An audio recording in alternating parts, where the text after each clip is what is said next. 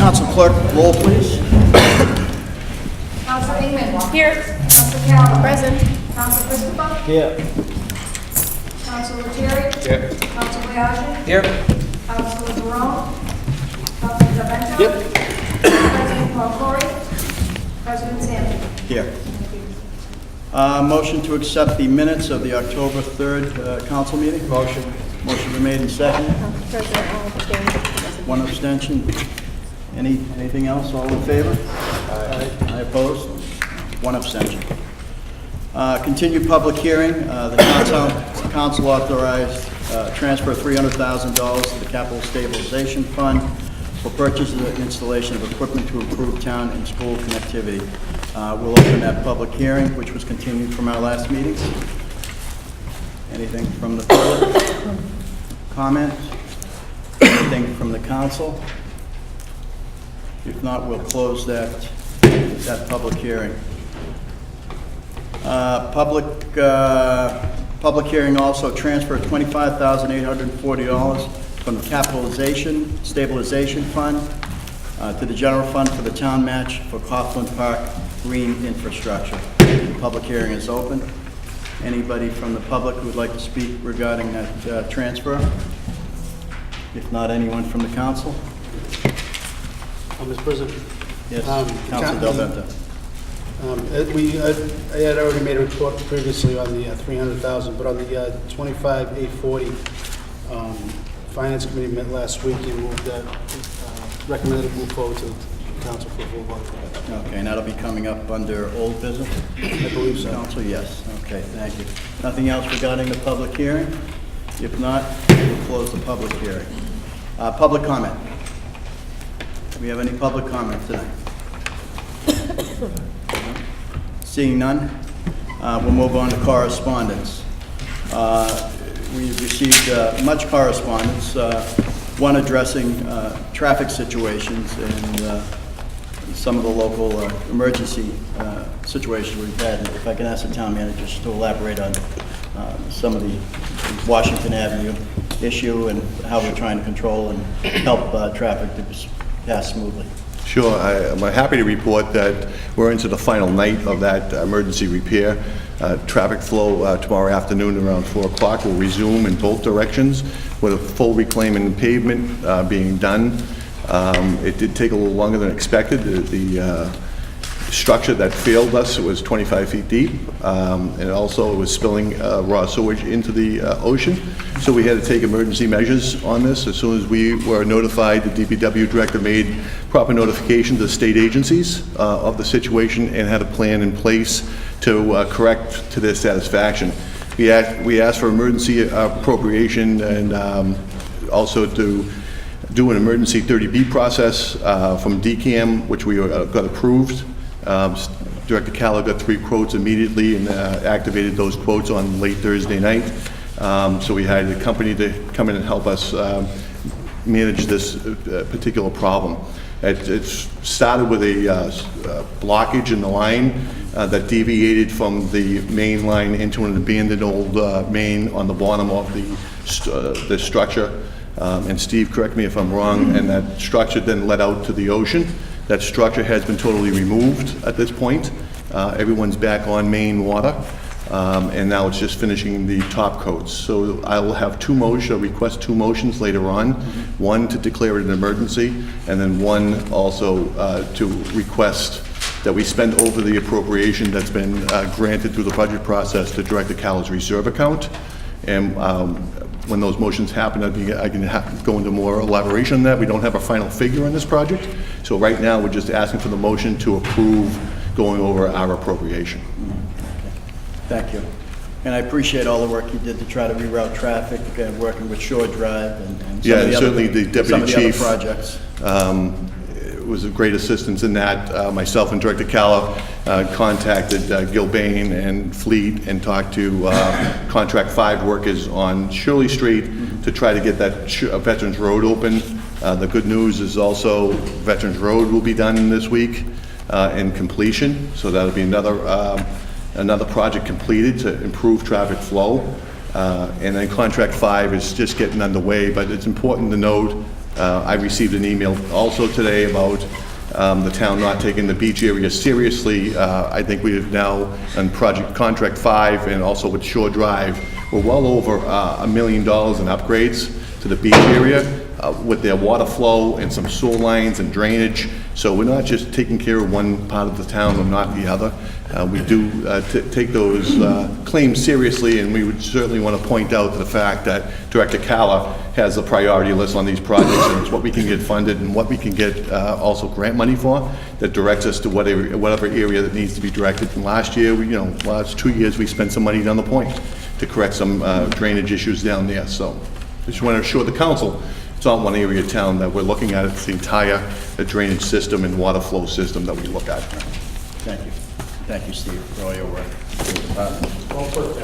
Thank you. Okay, under committee reports, we have Finance Committee. Mr. President, Yep. Finance Committee met last week.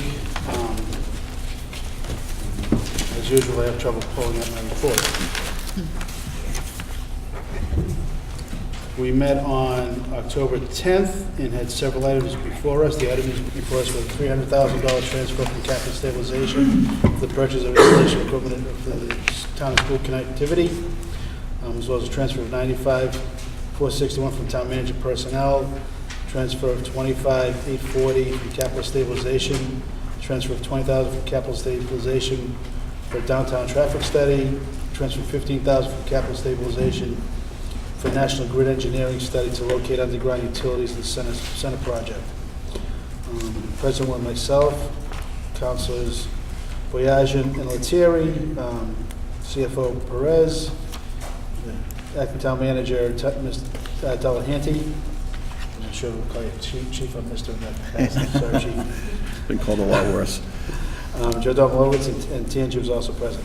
Explanation of the Wi-Fi in the rink, and we have a lot of discussion. All the items are moved forward with positive recommendations to the council for a vote. Okay, and a lot of those items will be coming up under old business. Anything else, Council? Finance? Miller Field Committee? Council Terry? Millerfield, just a lot going on down at the field, I guess. As the chief just said, town manager just said, Veterans Road part of the project will be wrapping up, I believe, this week, which is good news for the residents and good news for the town. As far as the field goes, the turf is being laid as we speak. The plan is the turf will be done by the 30th of this month. On the 25th of this month, the plan is to start the surface of the track. The track is in 3 layers, basically. You have 2 layers of asphalt, and then you have a track surface, like a cork type material. That is weather dependent. You need certain temperature and low winds, but that is set to begin on the 30th, and that's done in 4 stages, 4 sections. Should take a week to 2 to complete that. And it's a 24 to 72 hour curing time for each section. And that is basically, the stands are done. They will be going under inspection, I know, this week. The lights are up. The perimeter fencing is begun. So it's getting very close to completion, and it is exactly as we had reported in January. It seems to be good and ready to go for Thanksgiving, and we're very happy with that. And that is it. Money is good. It is a little slightly under budget and definitely on time. Thank you, Council. And as you know, and if I could just fill in a little bit, there was a passionate special meeting, and I'll bring it up maybe under school committee also, but regarding an invitation to Fenway Park to play the Thanksgiving Day game. A lot of parents who were there speaking for their student athletes on the football team, and we're very concerned that the game may not be able to be played at Miller Field. It is always a hope from, I think, this council as well as the school committee and town manager's office that the game could be played there. We had some issues or considerations relative to the town's liability accepting the field. We're hoping that those go away and that we don't have to have any concerns regarding it. Myself as council president, I think I can speak for the council, and for the town manager, absolutely and positively would love to see this game played here, and we're hopeful that it can be done. And so the only concern I had at that meeting personally, and through information we received from our town attorneys, was not to accept if we weren't completely satisfied with how how it's going relative to the completion of this project. It's a $1 million plus $3 million, whatever you want to call it, project, and we don't want to accept something and have deficiencies, but we certainly do want the kids to play their last game and their first game at Miller Field this year, and that's what we're all hoping. So, thank you for that. Councilor Ingman, do we have anything from your meeting with the Senate Business folks? Yes, we had the Center Business District stakeholder meeting at the E.B. Newton on October 5th at 7 o'clock. Just by way of background, this is a standing meeting that we've been having the first Thursday of every month as a way for folks to communicate and have an informal discussion between the town and Center Business District stakeholders. We spent a good portion of the meeting talking about communication, how to improve communication between the town and stakeholders. I think everyone seemed to agree that having a good email distribution list would be the best way to keep everyone up to date about meetings, different events happening, and things to pay attention to. The interim town manager also spoke about the draft engineering plans for the Center Business District's infrastructure improvement project. He had a couple of draft drawings that everyone took a look at. And we did have a quick discussion that the landscape architect working on this project will be in Winthrop Thursday night at 6:30 at the E.B. Newton Center for a workshop on sort of community design and how to use the public space in the Center Business District. Great, thank you, Council. Middle School Site Review Development Committee. Councilor Terry? Yes. We had our second meeting, and again, we basically spent the vast majority of the meeting going over the new charge as designated by the council president, where we are looking at the options from the master plan. So we have a game plan strategy. We're breaking up into subcommittees and should start in-depth work at our next meeting, which is scheduled for, I believe, the 30th of this month. Thank you. Town Manager's report. Thank you. I just want to recognize Tony Collins, who's an intern in my office. Tony, welcome to his first fall forum and his last here in Winthrop. He's been hired by Andover to come on as a full-time employee, so another good asset leaving us. So we're glad and appreciate his efforts, and he'll be with me until November 1st, so thank you, Tony. The Health Department, we looked at some space at the E.B. Newton School. Some feedback and some concerns have been raised to me about moving the Health Department back into the E.B. Newton School. Space is of the essence, and certainly the Health Department is growing, and we need a functional space for them. The peer coaches, the social worker, a mental health social worker, and the per diem nurse. We just don't have it at Town Hall unless we actually move people out of Town Hall. So the E.B. Newton, Deanna Fedra walked with me with Tangi Safuni. They found the location. Certainly, Ms. Safuni raised concern over tenants not being happy with the Health Department being there. My first priority, unless directed otherwise by this council, is to make sure our departments are well-suited and have functional office space. So, we might have a little pushback from tenants that are currently there.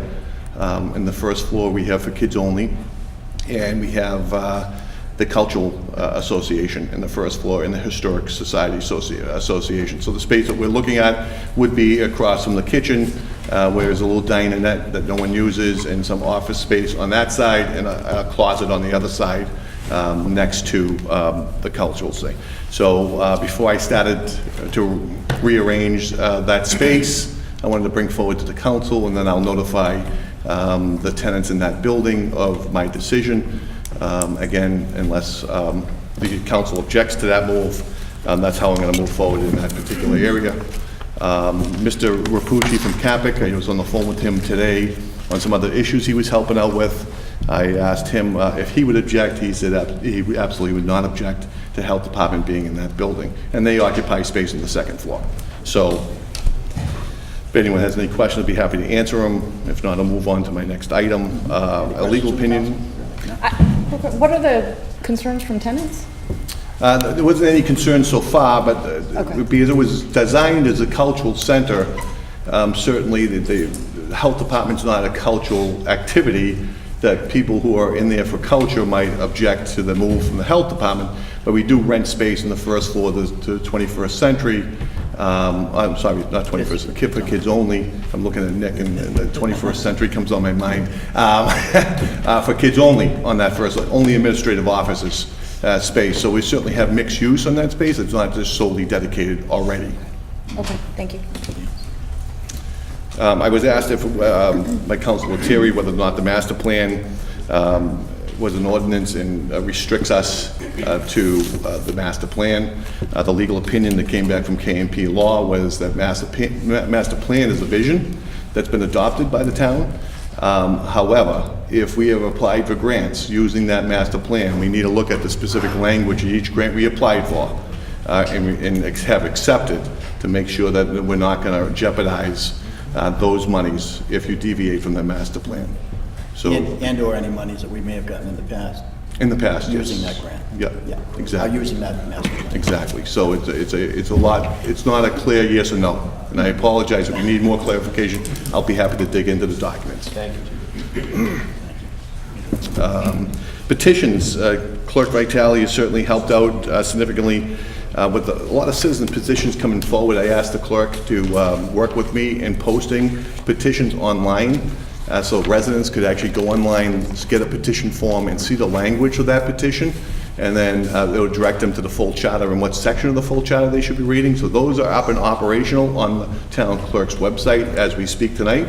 That was done yesterday, so I'm grateful to have those expedited, trying to move a lot of things to the web so people have easy access to it. Coffee with the Cop is tomorrow night, it's 6 p.m. at the Harbor Masters Building, 6 to 7:30, so please come and join us with the Deputy Chief and for some coffee.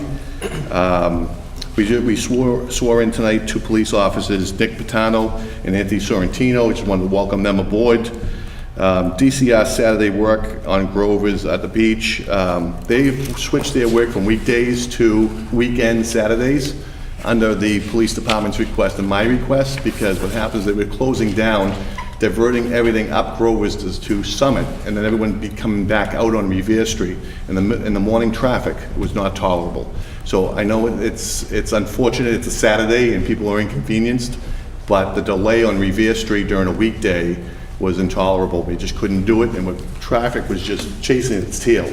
So that's the reason they're working on Saturdays. They should have one more Saturday and then be off of that, so people could go up and down Shore Drive, and they'll be on the Locust Street area on Veterans. So we got one more Saturday. The traffic study is underway. Anthony Collins is helping me with that, gathering the information and data on that, so we're starting to dig in. The counts were picked up today. We will not get any count reports until next Thursday, so we're pushing that report forward. We walked the center today, myself, Joe, and Anthony, talked to some business owners down there to get some input and feedback from them. The report will not have their names or the businesses' names in them. It'll just be a very generalized statement. So I just want to make sure the council knew that. The contractor to come in and help us with the job description and salary survey for management level employees will come in next Thursday and meet with me and the HR director. Flavored tobacco and vapes, Deanna Fertra has submitted a sample ordinance regulation to the Board of Health to try to address some of those issues. I know some of the councils have raised those concerns to my office. I just want to let you know we are taking action. As soon as the Board of Health does their work, we'll forward everything to the council as appropriate.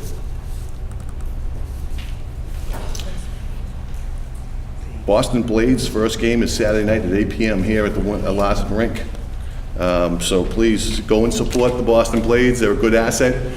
They bring in significant funds to the Larson Rink as an enterprise account. We want them to be self-sufficient, so we don't have to dip into the general accounts and general funds. And the more we help them be self-sufficient, the more we support these Boston Blades, they are willing to stick around for another year. So I ask the public to come down and have fun.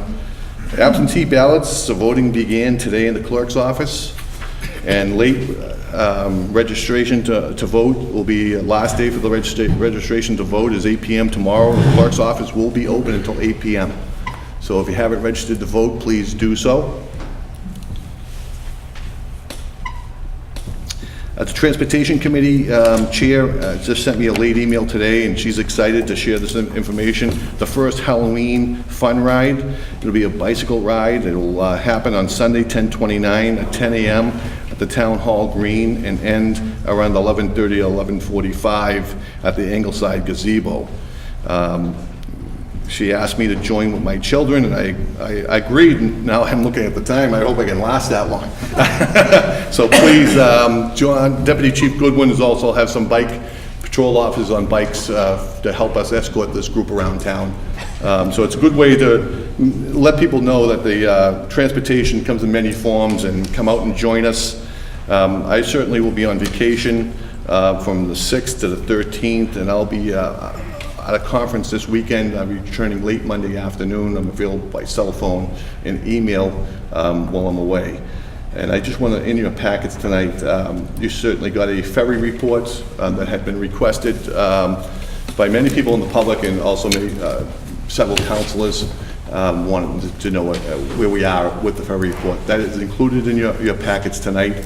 The Transportation Chair and Ms. Safuni has also came to my office today and said, perhaps we should do a forum on this. I would ask that the forum, certainly the Transportation Committee people be involved in that forum, and that forum happens earlier than later. And the significance of that is because we need the council's direction on what the council would like to see come the spring. And we're planning on starting service in March of this year. I just want to caution everyone when they read this report that we are working on several things that are not in this report. And I do not want to derail conversations or commitments that we might have to secure additional funding prior to we actually have those contracts signed and we have an agreement with the other partners. So I want to put it out there and be honest that we certainly have stuff that could help significantly in future years to make it self-sufficient. I think the question is really the policy decision is, do we continue to run it as a municipality, or do we RFP as a service? And this is not any dig at any employee or anyone that had anything to do with the ferry. They've worked hard. There's a lot of money and resources that go in the ferry. There's a lot of effort that goes in the ferry. And Tony Collins has been certainly significantly helping me. We did have it peer reviewed by finance. We did have it peer reviewed by the chair of the Transportation Committee, and Ms. Safuni and Joe Domalowitz assisted in that peer review as well. So we want to make sure we're accurate, honest, and that we have backup. So there's a lot of attachments and addendums to that report. And because if I say something, I wasn't always in charge of it, so I tried to point to a document to where I got that information from. Thank you. That would conclude my report. Great. Thank you. Any questions from the council? If not, thank you, Mr. Town Manager.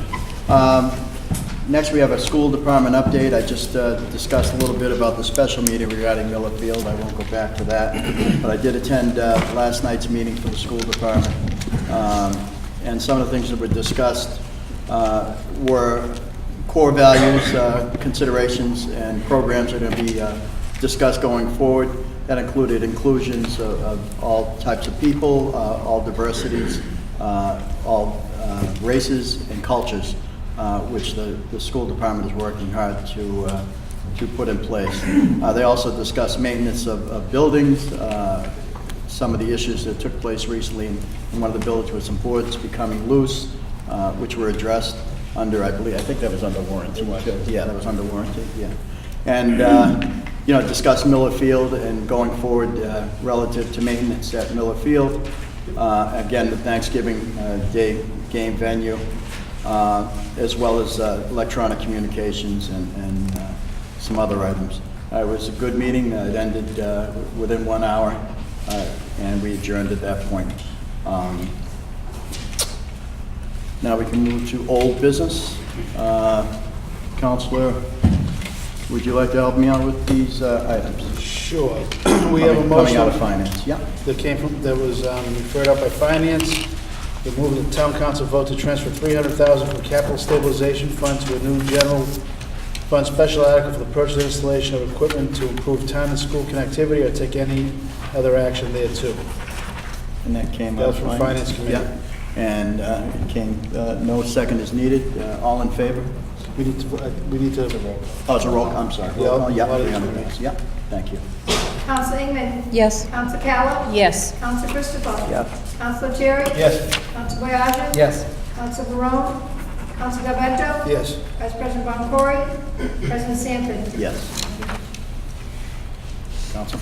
All right, the next one is move that the town council transfer the town manager personnel line the amount of $94,261.66 in town manager salary reimbursement line item, the amount of $1,200 to grant office personnel, $94,261.66 personnel, and grant office salary reimbursement, the amount of $1,200, or take any other action thereto.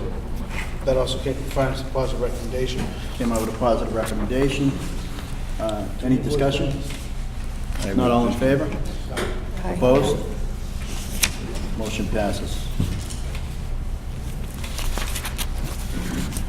The next one is from the Finance Committee, move that the town council transfer from the capital stabilization fund the amount of $25,840 to the general fund to fund the town's match for the Coughlin Park Green Infrastructure Project, design and permitting, or take any other action thereto. From Finance with positive recommendation. Okay, comes out of finance with a positive. Any discussion? We need a voice vote on that. Do we need on 25? Okay, yeah. Counsel Ingman. Yes. Counsel Callow. Yes. Counsel Christopher. Yes. Counsel Terry. Yes. Counsel Boyajin. Yes. Counsel Barone. Counsel Gavento. Yes. Vice President Boncory. President Sampson. Yes. We have another motion from the Finance Committee, move that the town council vote to transfer $20,000 from the capital stabilization fund to a new special article in general fund entitled FY19 Downtown Traffic Study, or take any other action thereto. Came from Finance with positive recommendation. We also need a voice vote because it's capital. Any discussion prior to? Discussion. Discussion? Just for clarification, Yeah. for everybody, this is not for a new study or anything, this is for the study that's been taking place now. Just So to- Yeah, reimburse the departments that are spent out of their budget Correct. to operate the study. so it's not for a new study. Nope. Counsel Clerk? Counsel Ingman. Yes. Counsel Callow. Yeah. Counsel Yes. Christopher. Yes. Counsel Terry. Yes. Counsel Boyajin. Yes. Counsel Barone. Counsel Gavento. Yes. Vice President Boncory. President Sampson. Yes. Another one from Finance Committee, move that the town council transfer from the capital stabilization fund to the general fund, $15,000 to fund the National Grid engineering study to locate utilities underground on the Center District project site, or take any other action thereto. From Finance with a positive recommendation. Okay, any discussion? Yes, Council President. Yeah, Counsel And Terry. for clarification, again, this is to ask National Grid to do a study as to the potential cost of putting the telephone poles that are on Woodside, the beginning of Woodside, near CVS, maybe 3 or 4 poles, to put them underground, and I would like to ask the DPW director, just for clarification, to let everybody know what this is about. Absolutely. It's actually not a study, it's actually for them, a commitment for them to start the design. They've made it clear that it is feasible, it can be done, but they needed a commitment from the town before they would get into the actual, send it to their design team to begin that process. This is a $15,000 commitment. There will obviously be more cost to it, the actual movement of that stuff below grade. Steve, if you don't mind, let's put out there the actual estimated cost as we know it right now. It is, they've given us a rough number of any, in the ballpark of as much as $500,000 to move those four poles below ground, resurfacing 6 homes? 6 homes in business. All underground. There's pull stations so they can pull wires, and all the infrastructure needed to move that stuff below grade. Movement of transformers, there is some transformers on the poles existing now too, I believe. So that's their number. As this thing progresses in design, I'm sure that they'll get a lot tighter with their construction estimate. And, you know, we also gave them, you know, our timeline with the center project, and, which at the time we met with them was about a year. We have lost some months now with that, but they thought that it was feasible that they could get their work done towards the end of our project. And it all kind of aligned with what we were trying to do. But this 15,000 is a commitment for them to begin the design work. Design work.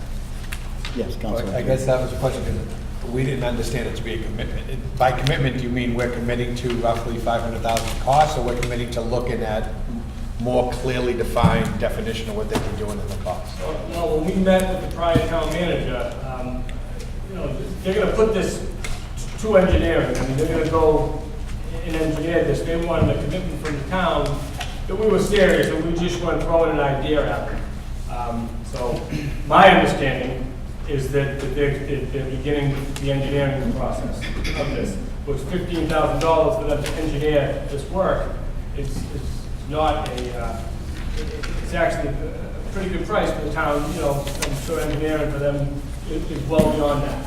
But that's the understanding, that they are expecting us to proceed with this process. Council. My only concern, I don't think there's much doubt that visually it would be a remarkable improvement to do all this work we're doing in the center, and to have roughly, whatever it is, 3-4 poles leading in with all the wires above. Underground would be much more visibly enhancing to the area. My only concern is that it was proposed to us as, well, my thought when we voted on it was that it was to look at a, you know, we were told about 500,000, but this was going to give us a more defined cost, and then we'd have to think about, but that's what we would be, we'd basically be spending 15 to really get a good estimate. So I'm not saying it's a bad idea, I think it's a great idea, but I have reservations about voting on something that's I committing. don't know the us. legalities behind this. If we were to tell them we are not going to move forward with this, but as a public utility, you know, this is a, you know, it's a fairly, it's not an insignificant job for them to design and begin the process on.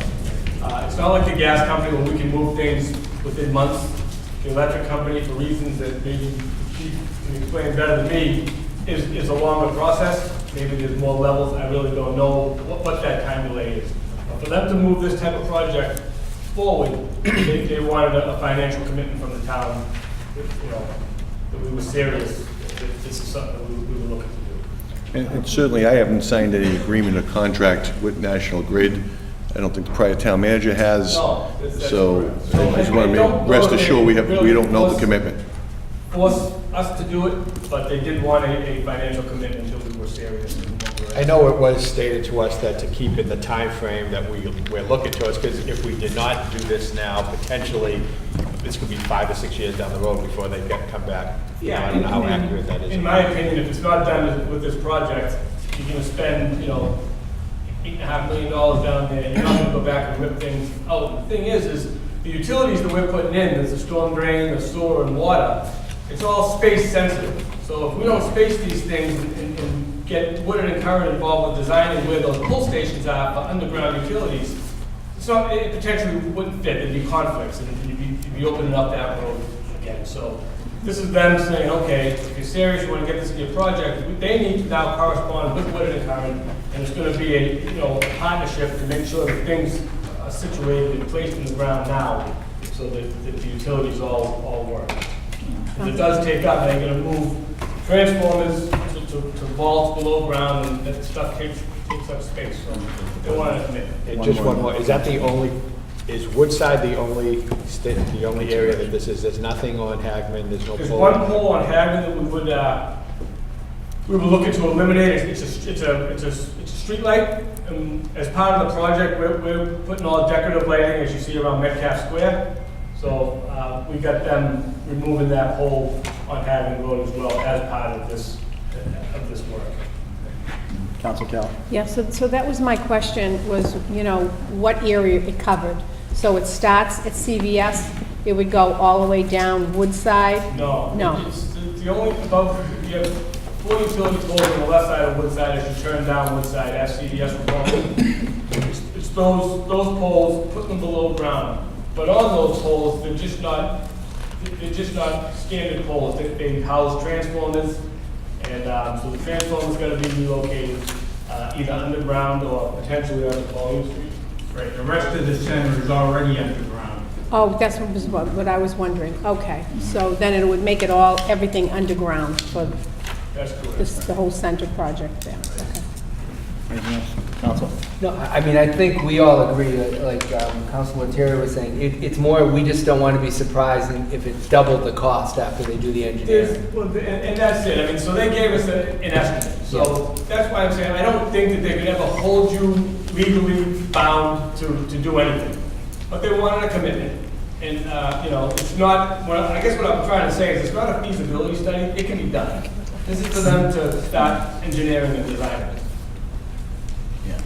Is this something that's time sensitive that we need to look a little bit more into? or is- Well, the I longer... know we've discussed it, yes. The longer we wait to take action, the longer Further that gets pushes. pushed out, and it might not coincide with Okay. our timelines on the project. Again, I just want to reiterate, the utilities that we're putting in as part of the water, sewer, and storm drain, gotta be now, if we're gonna put this on the ground, we have to tell what it current look. Right. Make Be sure part of that that this design. stuff Yes, fits. understood, understood. And anything else from council? Just Council one other Calhoun? question. Was that amount sort of factored into, The re- No. no, so that's This separate? addition. Okay. Was not included, and certainly you can make the motion tonight, and if the status of this changes, it'd be my obligation to advise the council and not approve anything until make sure our commitment is not to move forward, but just for the 15,000. Yeah, I know we talked about this a lot before and how much nicer it would look to have everything underground, I know. And they did say way back when that it was not something that was inexpensive to do, so we kind of knew this was coming. Council Christopher? My only concern would be around with the auto bodies in the area with the ingress and egress that a lot of them need in order to operate their businesses. Are these holes that are already going to be dug, and if so, have they been brought into the process on how this is going to look? Anything that would be done would be on a public sidewalk and in the public street, not on private property. As part of the project, we do intend to squeeze some of those aprons. Right now, none of them are conforming openings. So that 40 to 60 feet of apron, you know, that's open across from CDS. As part of this project, we intend to squeeze those, we intend to create some green space. You know, right now, a home for residential, we don't allow bigger than a 20-foot opening. Businesses, really, you know, 35 to 40-foot openings. That is the whole sidewalk there. You know, people are parking in front of it anyways, so we intend to create a defined curb line there. But none of these utilities, again, would be on private property. So, no, we haven't gone to the businesses to talk about, you know, the placement of these utilities. I can assure you that they'll all be on public space, not on private space. And it is our intent, I'll be open with you right now, to define that curb line in that area, whether we put these poles below grade or eliminate them, put the utilities below grade or not. Right now, again, it's just an open curb cut the whole length of that size. And just, I think, to address Council Christopher's concern, there'll always be access for these existing businesses. We're not taking any access away from them. We're just, just so you know that, and just so the general public knows that. Anything else from the council? Okay, so we have a motion. It's been brought forward by Finance. Positive. Any other discussion? If not, we'll take a vote on the motion. All in favor? We did, Oh, roll call, okay. stabilization. Oh, okay, yep. Council Ingman. Yes. Council Calhoun. Yes. Council Christopher. Yeah. Council Terry. Yes. Council Boyajin. Yes. Council Barone. Council Del Vento. Yes. Vice President Boncory. President Sanford. Yes. Thank you. Thank you. Next on the agenda is Winthrop Middle School site rezoning recommendation. I believe we're waiting, Councilor Ingman, for something from the planning board. We'd ask that to be further continued until planning board meets. Okay. They have a scheduled meeting coming up. Okay, so that hasn't been brought forward. They're having a scheduled meeting coming forward. We should have something hopefully at our next meeting. Next on the agenda is street parking change, violation code fees. Was that rules and ordinance? There wasn't rules and ordinance. It came out, I Is don't anyone really here? have the minutes, my fellow councils of the committee have them. Okay. Ask them to take that. So, yeah, we'll They continue were all that. recommended to move forward. Okay. We want to continue that to our next I'd like meeting? to continue it to, Counselor Terry, you taking your council privilege, or? it's been before. Okay. Yeah, we should table that because, so we get a full explanation. Okay, that'll be tabled till our next meeting. Parking committee. You know, we've discussed the parking committee. I had thought that we put someone in place, so those will be coming in under appointments, which we can start. That's next on our agenda. Parking committee, we discussed putting a committee together to discuss some of the concerns with parking, not only in the center, but in and around the community.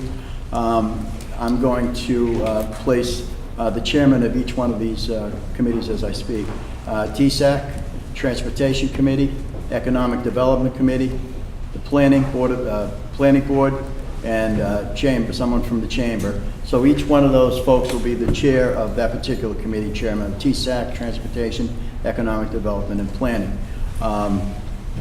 And we'll put that committee together through the town manager's office, and Yes, they can- sir. they can start their work. We just would ask you to identify a chair of that committee, council.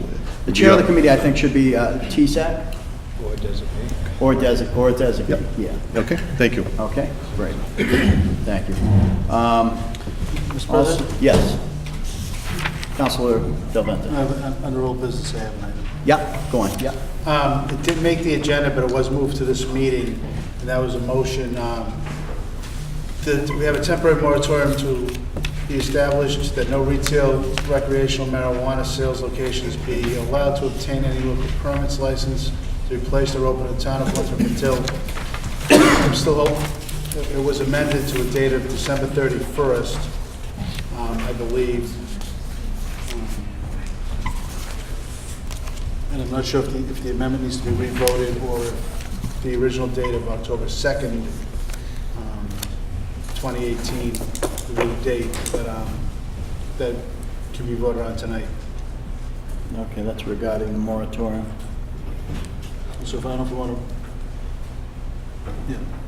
I don't know Bring if it- we want, if we want to make a motion to move the date, to change the date, again, just in case it, I'm not sure, I can't remember from the minutes if we actually made that amendment or not. Council Clerk, do you have any recollection? I have a copy. Yeah, it was told back then that at that point that the date was only good for a year. Right. It would be easier for the courts and the AG to go through a year. So you went down to October 2nd. That's not my recollection. My recollection is that the document from the town attorney was that that they would, the town attorney would support a moratorium until December 31st. And I think that a December 31st deadline makes sense because it includes the next regularly scheduled fall election. Okay, so December 31st of 18. Yeah, yes, Mr. correct. President. And I do agree, I just wasn't sure if we need to remake the amendment just to make it part of the vote tonight. Okay, I would suggest that we do, just, If the council wants to. Okay, I will move to amend Councilor Del Vento's motion to adopt a temporary moratorium on marijuana establishments in Winthrop until December 31st, 2018. I'll second it. that's been seconded. Any discussion? So we're sure that there isn't this 1 year restriction on this? Yeah, It's a reasonable period. the restrictions, there's no restrictions on it. What the opinion was, is that a year is reasonable in the court's eyes. It's already been decided. If you go a year and 2 months, 3 months, no one's going to question that. If you start going 2 or 3 years out, that's going to get questioned. Okay. No, So no. I think that was the point of the conversation and the information that was going back from KMP in my office. Thank you. No, Okay, thank you. So there's been an amended motion made and seconded? Yep. Can we have a The vote on? amendment seconded. Yeah, but seconded? Yeah, can we have a motion on the amendment? Can we have a vote? All in favor? Aye. Opposed? All right, the amendment carries. Now on the main motion, On the main motion, if you want, I can reread it. please. And that is, the temporary moratorium be established, that no retail, recreational, marijuana sales locations be allowed to obtain a local permit license to be placed or open in the town of Winthrop until December 31st, 2018. Okay, motion's been made. Do I have a second? Second. Any discussion on the main motion? Councilor One of Terry. the items we discussed at the last meeting was obviously bringing this before the voters, and we had a difference of opinion as to how many times we had to bring it before the voters, and we had thought it was, well, there was some discussion that there was 2 times, but we thought it might be 1 time and then a council vote, just for clarification. Sure. We did get clarification that night around midnight from KMP. It's 1 vote at the council, 1 vote at the ballot box. Okay, motion's been made. Main motion discussed. Any other discussion? All in favor? Aye. Aye, opposed? Motion carries.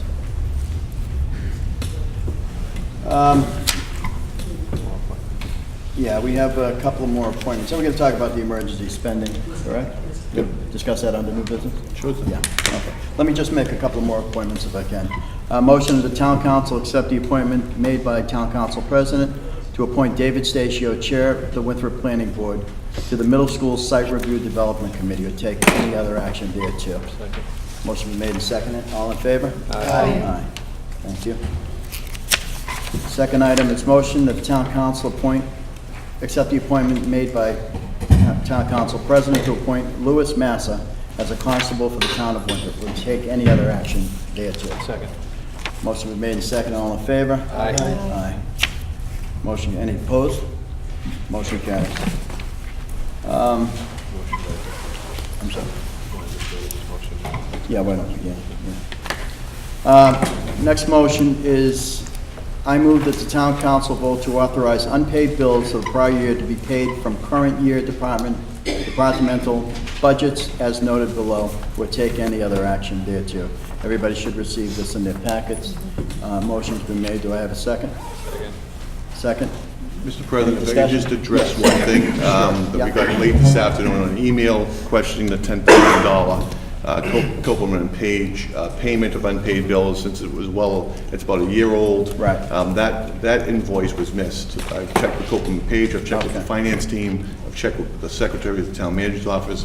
You know, these bills do come in and some of them get missed. This was one that was missed. It's on a double payment. Okay. And it wasn't on Copeland and Page's side. Okay, so that's been checked and rechecked through the finance department. Motion's been made and seconded. All in favor? Aye. Aye, opposed? Motion carries. Emergency spending. Yeah. Town manager, we have an emergency spending consideration. You want to bring that forward for me? Sure, yes, thank you. Under General Law, Chapter 44, Section 31, before any department can spend over the appropriation, it requires that the selectmen or the council of the city declare an emergency situation, and then also make another motion to appropriate over, to spend over the appropriation of Mr. Caller's reserve fund, which is about $64,000 currently in that reserve fund.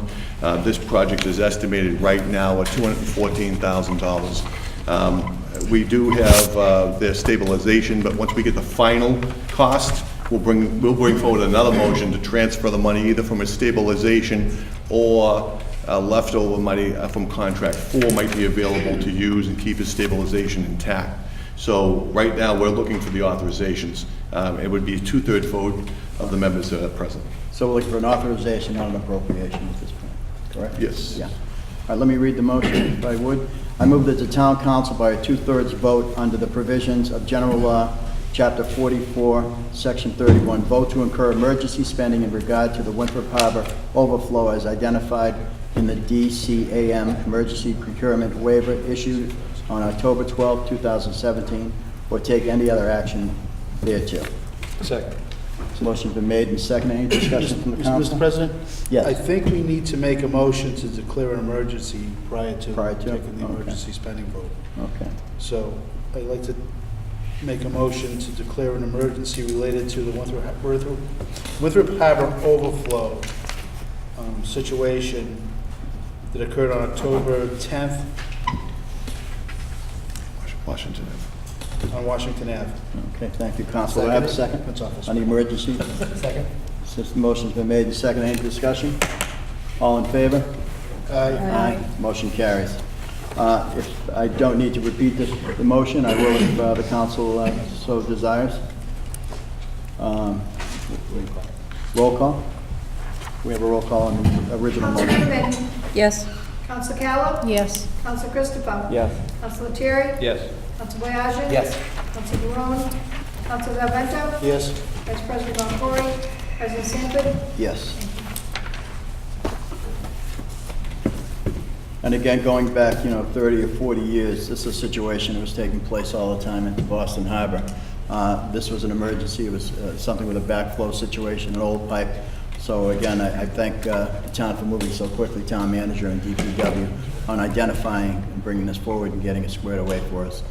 We do have an asset with Boston Harbor, and we want to make sure we always do the right thing. Thank you. Yes, Councilor Chair. I'd like to make a motion for our next meeting date. I think it's scheduled for November 7th. I'd like to make a motion to suspend council rules and leave it at one meeting in November, the 21st. If something changes, comes up that we need to discuss, we can discuss it later for a special meeting, but I would like to make that motion to suspend council rules and cancel the meeting of the 7th. A motion's been made and seconded to suspend council rules and to reschedule our meeting from the 7th to the 21st. Yes. Any discussion? If not, all in favor? Aye. Aye, opposed? I'm going to abstain, okay. What else do we have now? Let's see. Public comment? Yes, in the back, please. I'd just like. Karen Chavez, identify yourself, although I know who you are. As long as the council now has the copy of the Ferry report, can I ask the town manager's office to forward that to the chairman of the Citizens Financial Advisory Committee, Mr. Bob Lynn? We had asked for that in our letter in June to the council. We'd asked for some kind of articulation for that. So if you wouldn't mind. We certainly will send it to you, and I probably Send it to neglected Mr. to Wynn. say... Please send it to Mr. Yep, Wynn. we'll send it to Mr. Wynn, but I probably neglected to say that this will be posted on the presentations and projects tomorrow morning as well on our website, but we'll send it directly to Mr. Wynn as well. Right, so that he But I want the knows. public to know that they can Right. see it too. But as long as we get a copy of that, please. Great, Yep. thank you for bringing that up. Yeah. Thank you, Chief. Anything else under public comment? Yes. Identify, please. Jim Murray, Precinct 6. I'd like to talk about the parking committee. Listening to what you just had to say, may I encourage council to enlist people, businesses from the specific areas, sign up the Highlands, Trail Street, because while you can well count spaces, you don't know, or they may not know, the ebbs and flows that the business owner will know by working that corner or that street, and they can offer insight that you might not be able to get if you're not there every single day and you're just measuring flow. So I would encourage to include a business owner from each section to really get that input. I would encourage that also. I agree totally with you. Thank you. I'd like to maybe ask the chamber if they're part of this committee, if they could have a representative from each district. Absolutely, it makes sense, yeah. They should have. Yeah. We'll make sure we have someone from each district, business owner and/or representative. Thank you. Anything else from public comment? Okay, if not, we'll go to public relations. October 19th, the fall meeting, Deer Island Advisory Committee. You can contact Len Crowley, 617-305-5757. Chief, could you give us a little, what is this meeting about, if you don't mind? Well, a few years ago, again, when they started talking about co-digestion, down at Nut Island, Quincy, and the MWRA always had community meetings, one in the spring, one in the fall. And as you announced tonight, Thursday, the 19th, will be the fall community meeting at Deer Island. If you have any things to discuss, there'll be an update probably, if there is any update on the proposed fishing pier. I still think it's not a funded project, but if you have any rights, grinds, or, applause for the MWRA, it's the time to be advised. Great, thank you. October 19, 2017, landscape design meeting, Center Business District Open Space Plan at DB Newton Room, Lyceum Room at 6:30. Council, do you have anything on? I don't have anything else to add. October 31st, Halloween haunt, Winthrop Center, 4 to 6. Always a great time with the kids in costume. November 3rd, 2017, Sip of Winthrop at the Cottage Park Yacht Club from 7 to 9. Sponsored by the Chamber of Commerce. November 7th, 2017, obviously local election. Deadline to register to vote is October 18th. Clerk's office is open till 8 p.m. tomorrow. Yes. Correct? Yeah. Yep. And also, I got a couple of calls today from people from National Grid checking gas leaks in residents. I'm not sure the police department. Deputy Chief, have you been notified by National Grid on that? No, sir. No. Okay, so Usually I'll get an email. yeah. from the chief's office. Yeah, I talked to the chief, and he had heard nothing. So, just to let the public know, National Grid is out there, and I think we should... Well, John, can we confirm tomorrow that this is a legitimate National Grid crew working on neighborhoods? It was because I approached them. Okay, good. However, I think in a situation like this where they're knocking on doors of residents, they should let the police department and/or the fire department know prior to that, because it's a little disconcerting for folks answering the door, especially in today's day and age. So, thank you. Anything else from the council regarding public relations? I did the election. Can I mention Jean that Maggio. Jean Maggio, Precinct 4. This Saturday at Ingleside Park, Bark for Life, which is a function to raise money for cancer. You can bring your dog, dress him up in costume, there'll be a judging, there'll be a little walk around the park, and it's from 10 to 1 at Ingleside Park. Great, thank you. Anything else from the council? If not, we'll look for a motion to adjourn. Motion to adjourn? Motion to adjourn, motion second, all in favor? Aye. Aye, thank you for coming. And now we'll get into our fall, we're gonna take a 5-minute recess, and we'll start our Fall Forum 2017. Thank you all.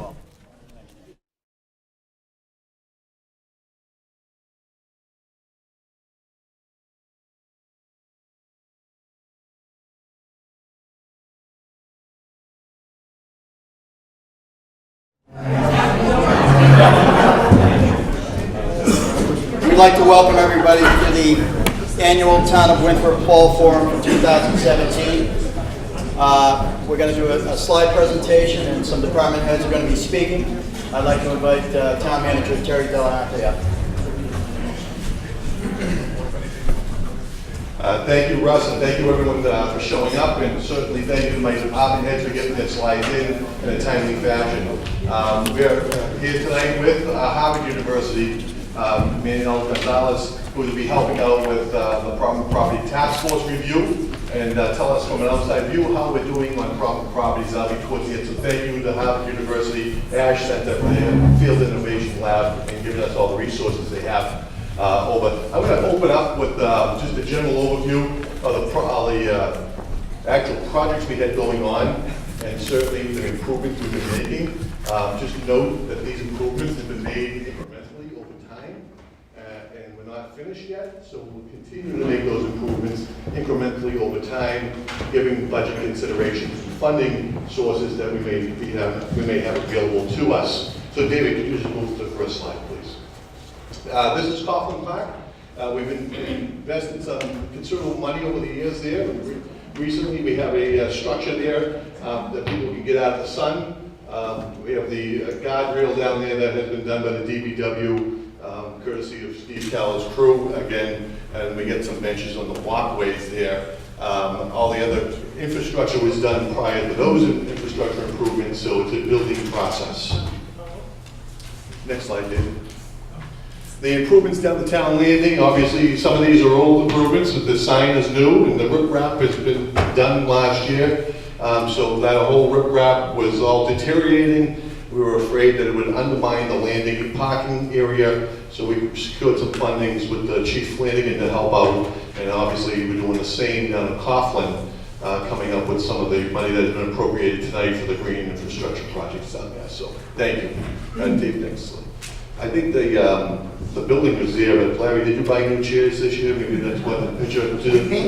Thank you, they paid for the chairs. So we keep up on that maintenance down there as well. Belle Isle Ecology Park and the Lewis Lake Swales you see here. The Belle Isle Ecology Park is probably one of the hidden secrets in town because no one ever sees it. I used to live down in that area on Russell Street and Edward Street, so I go down there every once in a while and look. The old neighborhood, you can really see some significant improvements down there. We went from a really lousy marsh area to actually where people used to dump stuff in there to now going to be a beautiful walkway. Hopefully we'll get more people walking down there. It's always good for the police department when they have eyes in secluded areas of town to report dumpings and litter and crimes to us. So the Lewis Lake Swale, I think everyone that saw these improvements, and now you can actually feel some of these improvements. The flow is much better down there.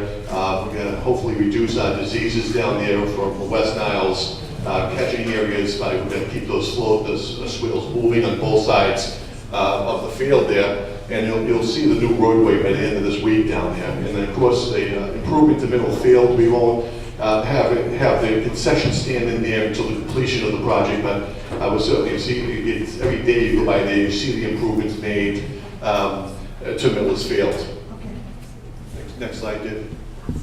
This is the A field across the street, the baseball field that was done last year with some of the improvements made to the high school. That field was redone, handicap accessible bleachers were installed there, and now you can see that's an old picture. If you go by today, that's even changed as of today, the Miller's Field picture. And next slide, Dave. Thank you. So I'm going to invite Frank Nitti. If you just, all the departments, please take the microphone so WCAT can pick you up. And Frank's our energy manager here in Winthrop, and I'm going to turn it over to you. All right. Can everybody hear me okay? All right, perfect. Well, thank you very much for the opportunity to speak here at the Fall Forum. I'm going to, I know we have a lot to cover today, so I'm going to try to be brief, but I want to also touch on what we've done so far, what we're currently doing, and where we're going to be going in the future with our energy reduction. So Winthrop was designated a green community in 2012. And since that time, we've received just over $1 million in grant funding for energy efficiency improvements. The biggest thing that we want to focus on going forward, and that I've been focusing on in the last year and a half, is that the Green Communities program has been growing tremendously. In November of 2014, there were 123 green communities, and now we have 185. So the funding for that program has stayed consistent, so everybody's going to be getting smaller pieces of the pie going forward. So what I've really focused on since coming on board a year and a half ago is diversifying where we're getting our grant money from, since the Green Communities funding is going to be dwindling down. So in those 6 years, as I mentioned, we've received over $1 million in grant funding, and we've saved just shy of 10,000 MMBTUs of energy, which is tremendous. Going forward, if you could please go to the next slide. In terms of our renewable energy initiatives, now I've spoke about some of this with the school committee, so I'll focus on this one first. Recently in July, we completed a power purchase agreement, which is now supplying all of the town side buildings with 100% renewable local solar energy from a project up in Haverhill. It's a tremendous success story for us. We're awaiting the ribbon cutting ceremony for that. In addition to us, the town, the residents for the Winthrop, Malton, and Gloucester housing authorities are also going to be receiving 100% local renewable energy. The next step on that side of things is to identify new projects as they're being developed and get the rest of the energy for the schools covered by renewable energy as well.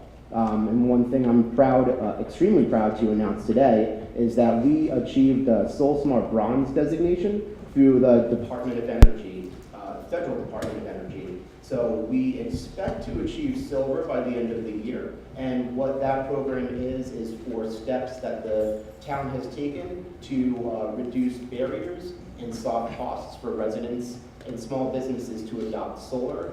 We've been recognized by the federal government. The wonderful thing about that is that we are only one of 7 communities in all of Massachusetts that's achieved this. Being mentioned in the same breath for technological advancement along with the city of Boston in Cambridge is a great thing to boast. So finally, excuse me. Finally, in terms of solar for our own infrastructure, we were looking into a solar project for the middle high school last year, and unfortunately, at the time, myself and our legal counsel had determined that our power purchase agreement with that company was not the right deal for the town. So we didn't want to sign into a 20-year contract that wasn't going to be the best opportunity for us. So we're going to begin pursuing a new project in 2018 once the new state SMART program starts up.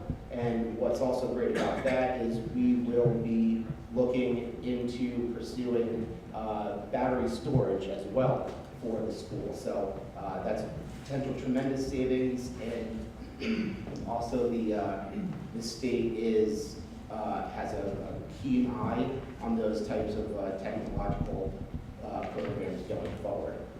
In addition to that, we applied for a project, pilot program for the Metropolitan Area Planning Council to do a technical assessment for solar hot water at the Larson Rink.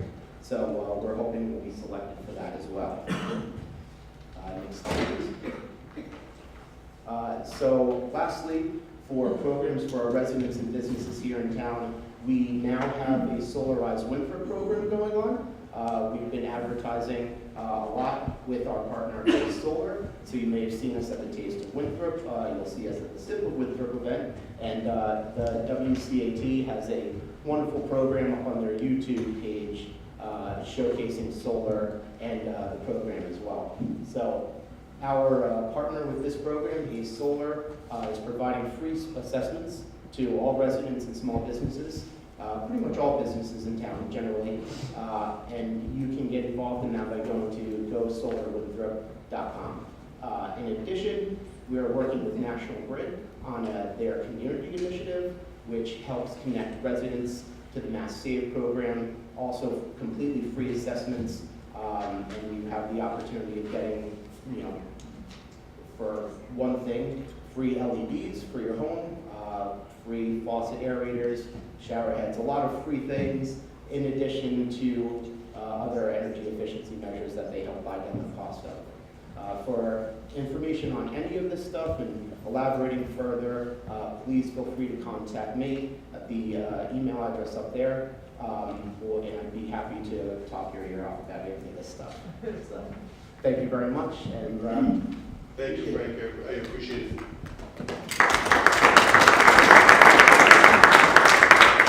Probably neglected to say at the beginning of this, people watching live, they can go to the project and plan section, and the fall forum presentation is there for them to follow along if they like to drill down on any particular thing. Our next speaker will be Chief Paul Flanagan, man who needs no introduction, to update us on the public safety building and where we stand on our searches. I like him better as a town manager. I thank you all tonight for having the possibility to speak on this. This has been a tough task. We've gotten in line for many years, and I'm going to tell a little story of the firehouses tonight and the police station. In 2015, Mr. McKenna, after the free cash was certified and the capital money was available, put $25,000 aside to do a feasibility study on the fire stations as well as possibly a central fire station. In my hand, I have two of the three studies that were done, one dated in 1993 and one dated in 1997, and I couldn't find the 1969 one, but all three of them did speak to the stations and have outlived their usefulness at that point. So tonight I'm just going to go chronologically through a few items, tell you why they were done, and tell you where we would like to go from here. You know, we have watched all of the schools be replaced. They're all beautiful, and I think everybody, including the firefighters, are proud of them. Some of us, not myself, but they have built 3 high schools since they have done anything to our firehouses. But since the concept, $25,000 was appropriated in 2015 for a feasibility study. Since then, the concept of a public safety building has been considered. The center station was built in 1889, so it's currently 128 years old. If any of you council candidates know who was the president, it's worth 500 votes. It was President McKinley. He was the president. The beach station was built in 1904, and it's 113 years old. Just so you know the value, I did some digging in the historics of the firehouse. This here is the original document from the Willard Bacon Company that hand wrote, and they did get the contract to build the beach station. And it built in red brick with steel, a complete building. The town paid $10,500 for the beach firehouse. So we did get our money's worth out of it. So moving forward, in 1968, they poured concrete floors in both fire stations because the stations were no longer being used for horse-drawn apparatus, and the apparatus was getting bigger and heavier. And the town being frugal as they were, the original wood floors were covered with diamond plate at one point. They used the wood floors with the diamond plate on it as the pans to pour the concrete floors, and they put big heavy sauna tubes in the basement to support the floors.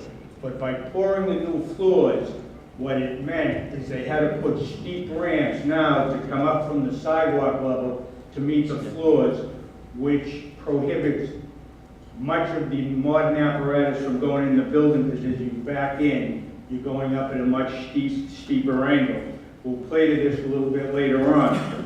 The beach station had an addition built on it in 1977 to accommodate a modern ladder truck.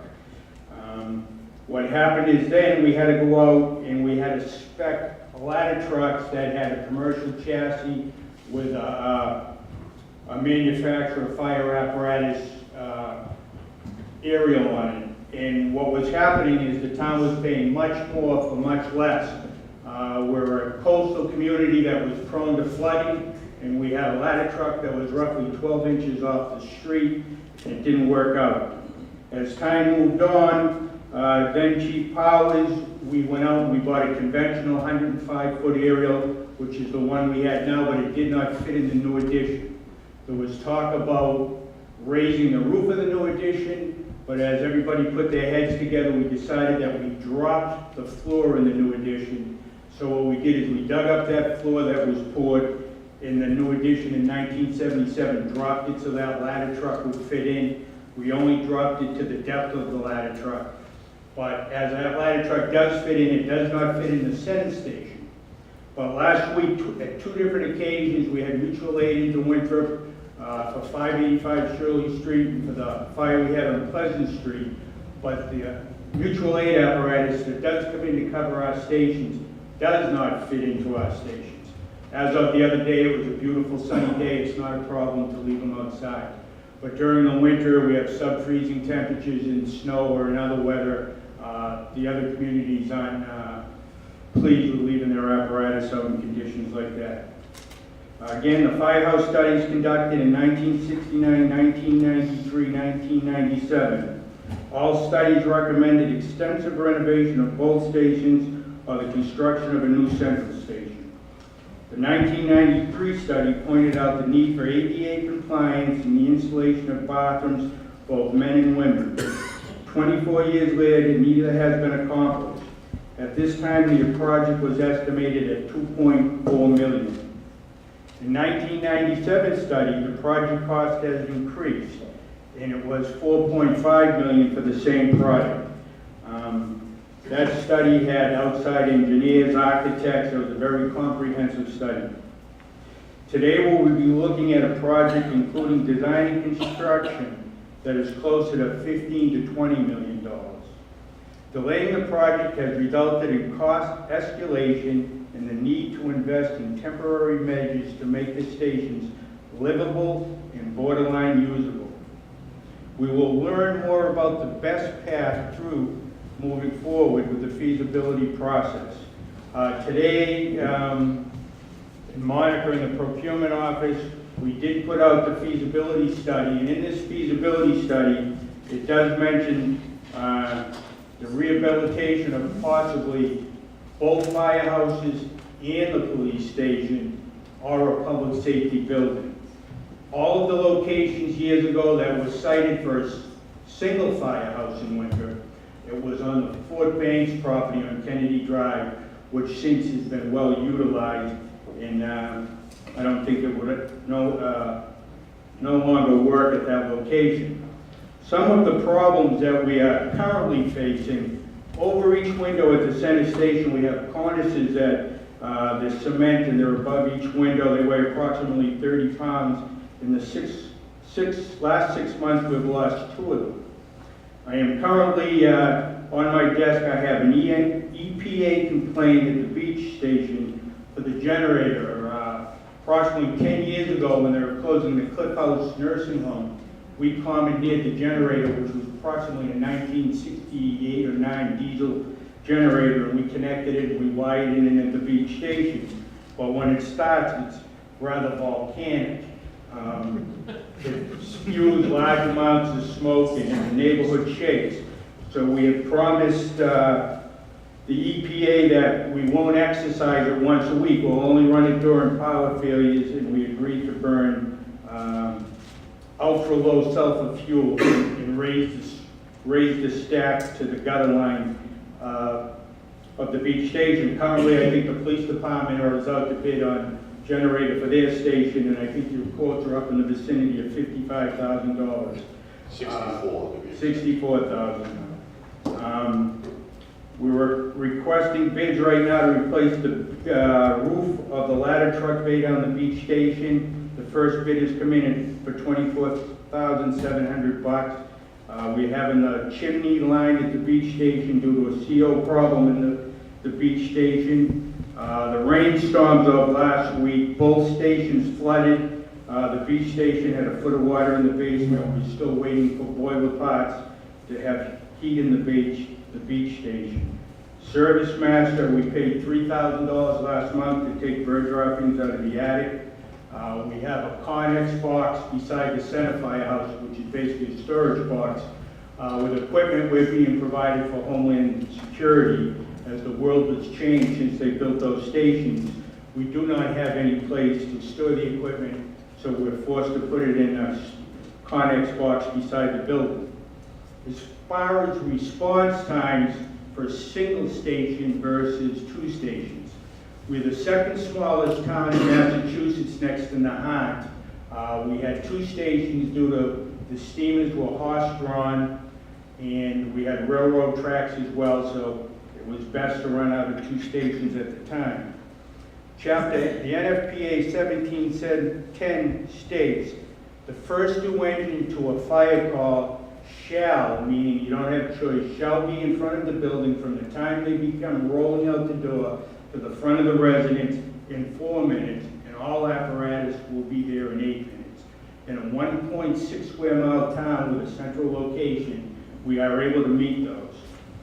So with that being said, we are really hoping, and it's a pleasure to see both the council that I've had the pleasure of working with over the last almost 10 years and the new councils that are coming up for an election, that we have sat patiently and we have watched all these beautiful buildings being built.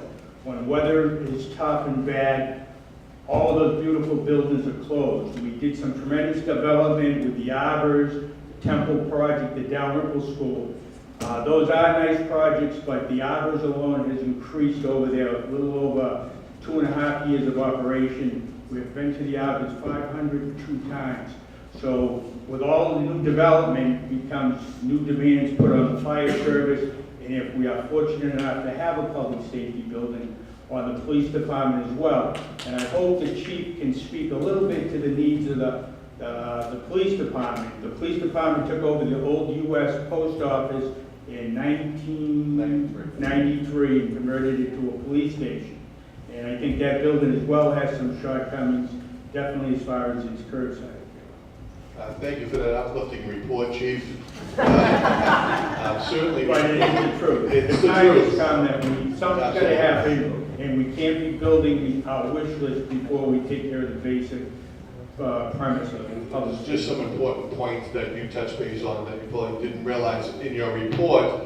It's very important for us to do incremental modernizations because we can't forget about the maintenance of these buildings, and that's exactly how I think the fire department has been treated. Is we haven't maintained. Everything's been done on their own dime, but through fundraisers, and certainly it takes it off the general fund, but at some point, the taxpayer has to contribute and support the fire department. The police department, we certainly have some, we're full, our evidence is overflowing, we're in the process of purging all the stuff we can purge, but we're obligated by law to keep certain things. So certainly as we grow as a community and the needs of the community grow, we brought a deputy chief in who took over my conference room because we had no place else to put him. Some people suggested the Sally put downstairs, but I said, no, he's too good of a guy, let's bring him upstairs. So he's in the conference room. So certainly the detective unit is not optimal, it's not handicap accessible, we have no elevators that go up there. So those are future complaints that we're going to have to address. So as we study this, whether we remodernize the police station and build a new firehouse, or do we do a joint building, I think is exactly where we want to get to, and have that information back to the council so they can make educated decisions based on this study of $25,000 that we'll finally be securing a contractor to help out with. So thank you all for listening to that. And next is Carla Vitale. Come on up. I try to choose departments that normally don't get chosen at the fall forums, the spring forums, to come up and present instead of having the police and the fire all the time in the schools. So thank you, Carla. Thanks, Chief. Thanks for having me to remind folks what type of services we provide in the town clerk's office. So not nearly as exciting as the chief talking about the firehouse, but just to remind everyone what we do in the clerk's office. We manage elections, which is a year-round project, census data management, vital records, which is birth, death, and marriages. We handle business licensing. We're the administrative arm of the licensing committee, and we work closely with Algie and his staff to make sure that we license all our liquor licenses, common victular restaurants, taxi drivers, and a whole list of other licenses I won't bother you with. You can see my little by the numbers there on the side. We also manage public records in our office, open meeting compliance, ethics compliance. We're the administrative function of the town council, the planning board, and the board of appeals. Dave, if you can skip me over to the next slide. Just to talk a minute about voting and elections, it's really a year-round function of our office. Highlights this year, in the last 12 months, we ran 4 successful election worker trainings that over 70 people attended. Last fall, before the presidential election, as folks here I'm sure remember, we were able to vote the first time early voting. We had 2,690 people voting in the 10 days before the election. We did that by opening nights and weekends, and we handled that group of people, 2,690 people. We did that during our regular day while we were doing all that other stuff that I mentioned. We've advocated the need and received funding for new voting equipment thanks to the council, and we're going to be implementing that next month when we vote on November 7th. We have a new training video available online for folks to look at our new equipment. I don't expect that people will really notice a change. It's very similar to what we've been doing. But if you do want to learn more about it, that training video is online. We developed a new poll workers manual to go along with that training that I talked about. While I have everyone's attention, it's a great time to talk about improved voter access with 5 new polling locations. So going forward now, Precinct 1, 3, and 6 will be voting out of the middle high school at 400 Main Street. Precincts 2 and 5 will be voting out of the Arthur T. Cummings, and Precinct 4 will remain voting on Golden Drive. We believe that these changes, which the council voted last January, but this will be the first time that we're utilizing these new locations in November, offer better parking, better lighting, and more climate control. So hopefully the residents agree with us and enjoy our new voting locations. Things that we've done this year to try to engage students in our election process. We had our middle school students created beautiful artwork last year for early voting and regular voting, and you saw that in town hall and also throughout our voting locations. High school students worked in the polls with us in the presidential election, and they work in our office throughout the year helping us with census data management. And also for the first time this summer, we had nursery school students tour town hall and learned about elections, and I think they also got to chat with the town manager's office about their questions and concerns, what was important to those nursery school students. So that was a fun activity for us. Lastly, I feel, Dave, you can skip over to the next slide. Maybe the next one? Thanks. So after hearing the chief talk about the firehouse, I feel funny asking for a new allocation now, but it's my time, so I'm going to do it. The council has given us support in 16 and 17 to do some preservation efforts. And with that money, we implemented a new software called Laserfiche and purchased a server. That software program is window-based. It's an electronic data management system. It lets us search for documents, and Dave, you switch back over to that prior slide. This shows a little bit about what our books look like before we preserve them and what they look like after we preserve them. The main thing that you can see here is in our old way of doing business, we would take that older book where it says before preservation, find the record, photocopy it to make your birth certificate or your death certificate. Each time we do that, the light from the photocopy machine deteriorates that image, and over time, between the climate and that light that we use on the photocopy machine, those books are disappearing and they're deteriorating, and the binding, as you can see, it's much worse if you saw it in person. Some of our books, we're afraid to open them because the paper is actually disappearing as we open the book. So what we've done with the money that the council has given us is we've sent our books out to be digitized. They've taken the images that you see, they've preserved them with a chemical to save any further deterioration, put them in those protective sleeves, rebound them, and then taken digital images. So what we do now is we don't have to open those books, we press a button, and the birth certificate comes out, and we're no longer destroying, we're kind of halting the damage that's been done and making sure that there's no further damage. So right now, we've done from 1953 to 2005 with our birth records. The next phase will be 1853 to 2004. And so we're hoping for, once free cash is certified, we're hoping that's on our capital wish list. I just thought I'd throw that plug out there. So I'll leave you with that image and just say thank you for the support that you've given us in the past, and hope that we can see some of that support in the future. Thanks, Chief. Thank you, Carla, and thank you for helping modernize the other stuff that we're getting online. Again, incremental steps. We'll get as much on computerized, digitized, because it helps with people hours when you're dedicating public records requests or whatever we need to do. If we can get it computerized, those searches are that much quicker. It costs the people that much less that are requesting it, and we save a lot of time. So we appreciate that and think it's well worth the project. I think we invested $25,000, and I think it's a well worth investment to continue that as we move forward. So much less than 20 million. It is, but those 25s do add up to 20 million. Like what the Higher Education told me that. And next to Deanna Ferretra was our public health nurse and took over the clinical services of the health department.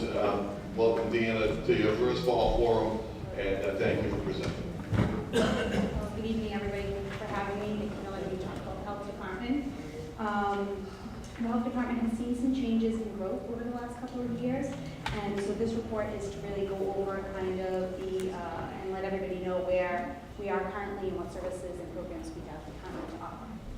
So to start out with disease surveillance and reporting, education, prevention, and resources, those are our core functions. And as you can see highlighted here, there have been over 20 active cases confirmed of tuberculosis here in the community. Those cases require a lot of comprehensive coordinated care with DPH, and they also are pretty time intensive, and some cases, depending upon the specifics, can require daily appointments, visiting to the home to do medication administration for up to a year. So that's a pretty large function of time and resources for the department. We also perform wellness clinics, including blood pressure clinics done with the Senior Center and the MRC. We have done vaccination clinics. We have completed 150 vaccinations so far this season. We are going to be submitting for reimbursement tomorrow to UMass. We are also doing a data analysis of all of the ages that we're getting, because we did have some inquiries about doing 65 plus vaccinations. So we're seeing if we are targeting that patient population to see if that would be something that would be useful to the Winthrop residents. We had 2 events with Dana-Farber this year. One was the Dana-Farber Skin Cancer Screening Event, where we had over 100 residents come for free screenings and education around skin cancer. And just 2 weeks ago, we had Dana-Farber and the mammography van came and successfully completed 14 screenings of residents, women here in the community, and also provided a lot of women's health education at that event as well. Jean Maggio is going to be joining us in a minute, so I'll let her speak more specifically about the public health emergency preparedness and the MRC for here in Winthrop. Community outreach. We have been really growing this component of the department. We have, with the recent addition of the clinical social worker, the 2 peer recovery coaches, as well as the addition of having a per diem nursing department, that has really allowed us to spend some time reaching residents in need here in the community. The social worker has put together some really great resources for the police, the schools, the adjustment counselors, and the community that I made copies of packets. Everybody loves my packets, so I shared those earlier with all the counselors. And those have been distributed, like I had mentioned, to the schools and whatnot, so that people are aware of how to access and what to look for in terms of mental health crisis and resources. We have been having some more an increase in home visits to homebound patients for vaccinations and for families in need of services and for referrals. So these are all things that we have been doing and are continuing to grow in the department. Next slide. As you are all aware, this year, with your support, we were able to formalize and officially accept the CLEAR program into the Winthrop Health Department. And again, CLEAR stands for Community and Law Enforcement Assisted Recovery. And that is the utilization of the 2 peer recovery coaches, a male and female, as well as the clinical social worker who performs crisis intervention functions and collaborations between the police and the health department. You can see here that we are having a pretty significant impact, and having the ability to formalize and officially accept the program is allowing us to more accurately capture data of who we're helping and how they can, and how these individuals can help and how we can support the community. You can see here 400 people have been identified by the police department. The coaches are continuing to expand their data collection and reporting with the tool that was implemented over the summer with the Boston University MPH grad student that came in to develop the tool for us. So we have over 200 individuals reported so far. The referrals for the social worker have been growing exponentially. She has gotten well over 60 referrals, and they're coming in with more and more awareness of her role. The schools have moved into that as well, so there's definitely a need for her services. You'll see here that I have an asterisk next to the 14 deaths that were confirmed related to substance use disorders here in the community. The reason for the asterisk is because data collection and reporting around deaths related to substance use disorders is not all that accurate. So this is definitely confirmed for Winthrop according to the death certificates tallied in the town clerk's office. we're working with the state and with our, with other resources to kind of get more accurate data moving forward. Another point I just wanted to mention that wasn't in the packet because it was too much paper and nobody wants more paper. But I'm happy to share should anybody ask. We have also implemented 2 other resource packets for the community. One is a community resource guide that has more generalized community health services for anybody in the community, and anybody can call and ask, and we give these out freely and openly. We also have a clear associated resource guide, which is more relative to mental health and substance use disorders. So with the formalization of the programs, we've been able to really expand and formalize all of this material. Next slide, please. This here is just a depiction of the data that has been collected around the roles of the peer recovery coaches. This was actually taken from the data collection tool that was put together over the summer to just give a depiction of how the coaches are spending their time, where they're spending their time. That allows us to properly analyze the data and the needs of the community, to strategically plan and to address growing trends and identify areas of strengths and weaknesses in the program so that we can continue to adapt as the community and the needs change. Okay, I'm going to give Jean the stage. This is Jean Maggio. Hi, everybody. Thank you for having me tonight. About 12 years ago, we had an event in this country that changed the way we look at a lot of things, and that was 9/11.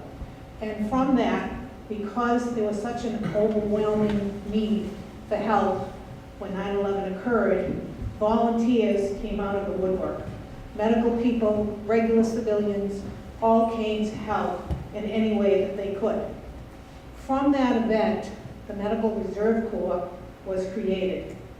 It doesn't just involve medical people, it involves people from all walks of life. I am very proud to say that when that event happened, I was on the Board of Health. And then Paul Frazier, who was our director, I said to him, we need to do something in Winthrop. Winthrop, as you know, is basically an island. We have 2 ways in and out. If anything happens and we're cut off, we need to be able to take care of ourselves. And so I began a recruitment drive for people to join Medical Reserve Corps. Medical Reserve Corps is also another way of saying public health emergency preparedness. Over the 12 years that we've been in effect, I'm very proud to say we have not only 25 active volunteers in this community, but I also have a standby list in case we needed more. Our volunteers consist of medical people, nurses, nurse practitioners, physicians assistants, but also people from all walks of life. We operate basically on a small grant that the Department of Public Health sends us. It really, because we're such a small community, they base it on population. So we really don't have a lot of funding to support this. We work very well with the health department. Our nurses and other volunteers, we operate the flu clinics. We work with the animal control officer when he does the rabies clinics. We work with the chief when he's done his national night out. We try to promote all kinds of public health events. We go down to the center to the farmers market. We're handing out bags of emergency preparedness information and little supplies. We have backpacks that are filled with animal rescue supplies in case you have to evacuate and take your pet with you. I'm also proud to say that 12 years ago, if you had to evacuate, you had to leave your animals behind. And as we learned from Hurricane Katrina, a lot of people died because they couldn't leave their animals. And so I made it a rule, and with the cooperation of John Messero, who is our former superintendent, that because we use the schools as a shelter, that if you go, your animals go with you. So our people are trained in a variety of things. They're trained in first aid, CPR, tourniquet training. They're trained in shelter training. They're trained in animal shelter training and rescue. We have people who have been trained in mental health. We have people who have trained with people with disabilities. I work with the Disabilities Commission. We work with the daycare centers. I did a program with them so that they know what to do in case they have to evacuate. We've worked with many different agencies in this community. I feel we're very much a part of the public health program, and I know that we're always looking for volunteers, and I'm going to give you an email at the end of this in case anyone watching is interested. We meet, one of the things that I do is I meet once a month with my people to keep them active. We meet on the third Wednesday at the Emergency Operations Center, and where we have a training at all times. This particular week, we're going to talk about the LEAP program, which was the drill at the airport in case they had an active shooter. We send people to conferences where they talk about children in disasters. People are very active in all forms of public health emergency preparedness. I'm probably supposed to talk about a lot more other things, but I get too emotionally involved. So again, if you are interested in the MRC, MRC stands for Medical Reserve Corps, just email us at mrc@town.winthrop.MAQ.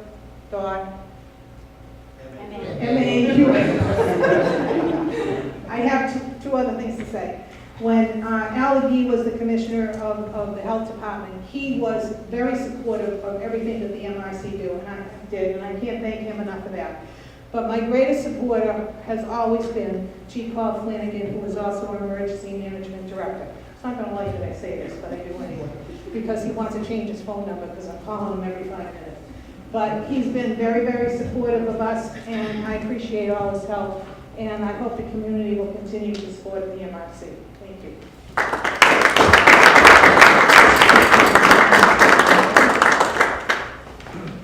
I just have one quick last line. So I'd like to obviously thank everybody. I just wanted to kind of let everybody know what the future of the health department is, given that this has been a year of growth for the department. We are obviously continuing to improve our practices by implementing policies and procedures relative to health-related functions and due to the expansion of programs in the department. I gave all the counselors a list of those policies. Should anybody want to see any of them? Again, very lengthy, but I'm happy to share it any time. I'm going to be working with the town manager and have been to continue to develop a strategic plan for the department around growth to meet the needs of the community. And as the chief/town manager mentioned earlier, we're also going to be evaluating the space to accommodate for the growth of the department. So again, thank you all very much. Appreciate it.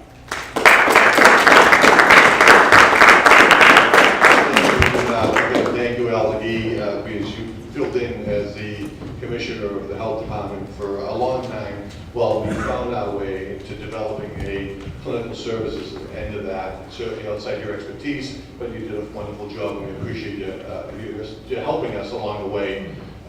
So thank you. And just to go on, mental health is such an important issue here locally. 64 cases have been referred just from the police department to the health department on mental health issues. We saw a devastating event yesterday on the South Shore where a person who was going to be pink slipped, which is Section 12, we call them pink slips, for mental health reasons, that ended up dying in a tragic way by lighting the house on fire with a SWAT team surrounding it. Certainly, the police department, Deputy Chief Cook and myself are committed to training everyone in mental health first aid, the entire staff of the police department. And we're over 50% trained now. It's such a serious issue here locally and nationally. So thank you for your continued work on that. And here I'd like to introduce Stacy DeChara, our Director of Human Resources. We kind of made Stacy the Director of Human Resources, and we gave her a no support personnel. So I'm glad to say that this year, with the actions of the council, appropriated money for someone to be a benefits coordinator so she can focus on more important things that the town manager, the new town manager, will need her to focus on. So thank you, Stacy. I just want to thank you, Chief, for acknowledging my position and allowing me this opportunity. I am Stacy DeChara, the HR manager now for 4 years this month. I'm older than you know.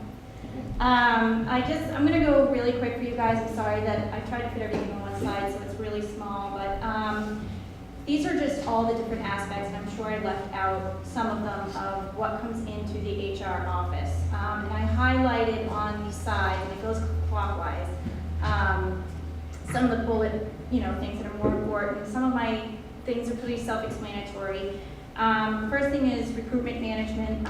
For both school and town, I do the job postings, both internal and external, because the unions have some articles that have requirements for their postings that it needs to be internal to them only, and after a certain amount of time, I can put it out external on the website or other avenues. Then there's the interviews that a lot of my department heads actually run themselves, and they're phenomenal at.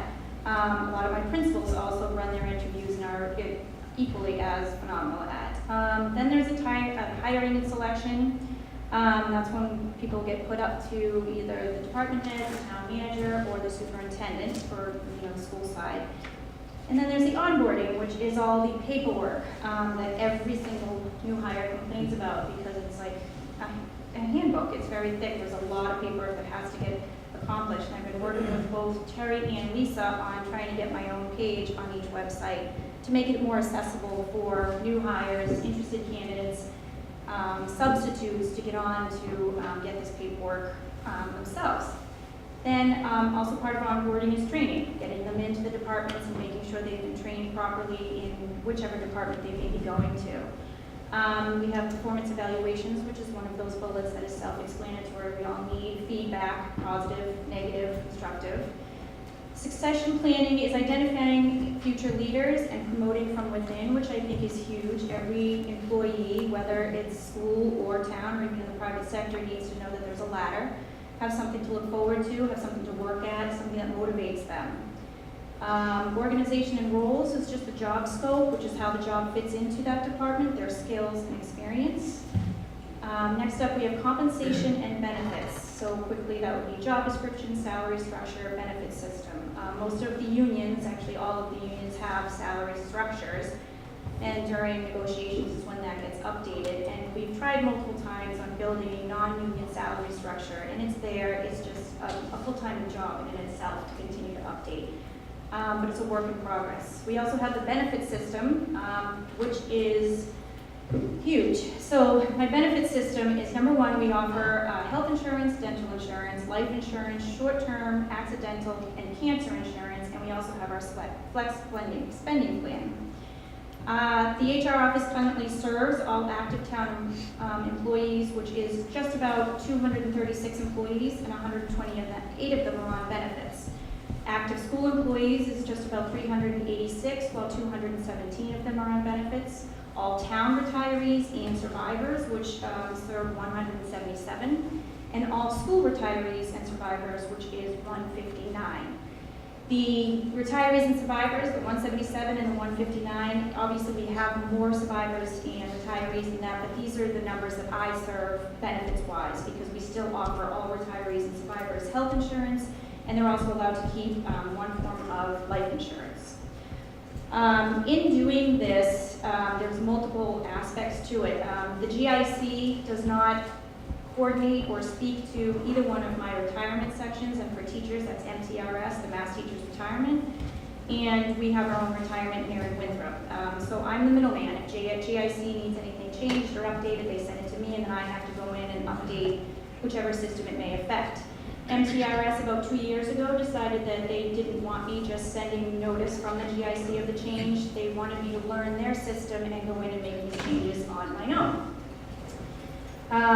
Recently, GIC has also made that decision. About 3 months ago, they have made it that they want me to be able to go in and make some changes to employee coverage. Not as much as the MTRS, but I feel like they're kind of slowly easing, HR professionals into their system so that they don't have to do much. Dental has been pretty easy, and I've always had to learn that system from the day we had it, go in and make changes. And when I say make changes, I'm adding people, I'm taking them out, I'm adding dependents if they've had a baby, I'm taking, if people get divorced and they need to separate the dental health, I mean, every single change comes through me. And of course, there's room for human error. I blame every other system but myself. But I do have a running manual Excel sheet that I keep that is very, very lengthy, so I can always go back and look at, what's been changed and what's been added. Next up is our union and labor relations that I assist on both town and school. On the town, we have 5 unions: police, fire, labor, clerical, and library. And I believe the police, we have like a sub, the superior and control. 2 weeks. Yep, within there. February 3. Yep, and then the 6 unions on the school side are teachers, ESP, paras, nurses, custodians, secretaries, and administrators. And I assist in union negotiations, grievances, and so on. And then we have my leave management, which is, one of them is workers' comp. So whenever we have an employee on both sides that, may injure themselves at the job, all incident reports from both school and town come into me. I've had a few meetings with Maya, and we've designated reporters to each department and the nurses for the school side. And every time there's an incident report, they send it to Maya and myself. And then I'm the POC for Maya for all information going from there. If they need a detailed compensation report on what that employee might have made in the last year, that comes from me. I have to let the payroll systems know that somebody is on workers' comp. In some cases, we may have to assign surveillance to people that have been on workers' comp for lengthy time. Also, unemployment comes into me. All unemployment, anyone that may be separated from employment with us and files for unemployment, it comes in, and my office has to report directly to the Department of Unemployment, giving all sorts of wonderful answers to the questions they ask, like why we expect people to know that they're supposed to show up at work. Also attend hearings when there might be an appeal if someone's been denied benefits. Leave of absence just covers if someone may have worked out on their own with the department head, with the town manager, or the superintendent. If they need some time off, they may not qualify for anything else. And my office also oversees FMLA, which is Family Medical Leave Act, all of the paperwork for both school and town employees that may request for FMLA comes through the HR office as well. It is all locked and secured in my office, so due to HIPAA laws, they don't make it anywhere else. And every single employee that may be on FMLA is checking in with me, and I alert the director of the department on updates. Having the funds that have been given for my office allows the benefits coordinator to really take on a lot of this health system, the benefit system, and unload a tremendous amount from me, so I can focus more on all of these other areas that you see, because doing all of it just myself has become tough. I manage it, things fall through the cracks, but I do think on the most part I keep it upstream, and I'm always there for everyone that may need me. The last part is retention, and that's a tough one because we do have turnover rates. Some departments have higher turnover rates than others, and every summer it looks like everyone thinks that, oh, you work for the school side, it's quiet for you, and it's actually not. The summer is the busiest time for me for the school side because it's onboarding all new hires, but it's offboarding all the teachers that have decided to leave our district and move to another district or a new career, and that's all coming through the HR office, as well as trainings and taking in paperwork for all substitutes to set up for the next year. Thank you all for listening to me. Thank you for the opportunity. Thank you, Stacey. And I think everyone would agree after listening to that, that's money well spent in the benefits coordinator's job. So thank you again. And now let's get to introduce a program that's near and dear to my heart. That started with me and Chief Flanagan walking down Shirley Street and the side streets up of Shirley Street, identifying some properties where we didn't have LE. And certainly Jimmy Silva was just leaving. So we were in a period of a gap period for the health inspectional services. So myself and Chief Flanagan took over that job, and we got a building torn down on Shirley Street. We condemned the house, and then we were on to something. We knew that. So every time we did a raid or we had a lot of police calls, we'd actually track it on an Excel sheet, on a property sheet, send a letter to the landlord, tell them we're going to bring them into court if they didn't clean up their property. And then LE came on. We started to expand it and develop it even more. Mike Delaviso was an important figure there with the parking and municipal fines and collections of those fines. And then Jim McKenna brought in Harvard University Ash Center, who really came in and took a look at us with what we were doing. Took all those spreadsheets and put them into a computer system, something that we, I think, paid $800 for the software licensing, and they upgraded. They work with Michael to make sure it's connected to the police department, the fire department, that automatically pulls data out now I won't spoil it anymore, because we have Manny Gonzalez here from the Ash Center, and certainly he's been working with us now for almost a year. We're glad to keep him on board. If I could just ask you, Manny, to take the podium so the WCAT can hear you. Thank you, Jim Telehanty, President of the Council, members of the Town Council, friends in Town Hall. Pleasure to see you again. I have the chance to work here in the summer, which is an amazing experience, and now to join you in this fall forum is really a privilege for me as a student and for the university I belong to. So I'm going to be brief. I'll divide my presentation in three main blocks to explain all of this initiative, the collaboration that was born 2 years ago already. In the first part, I'm going to give you a little bit of background or how the collaboration happened, just as T and Telehanty did. Next, I would like to talk about this Problem Property Task Force, which is one of the greatest outcomes from this initiative, and actually show the results, the concrete results that we have achieved. And if we have time, finally, in the end, have a deeper look on those numbers and charts that we have for the departments. So, this is the Innovation Field Lab. It's a course on urban innovation.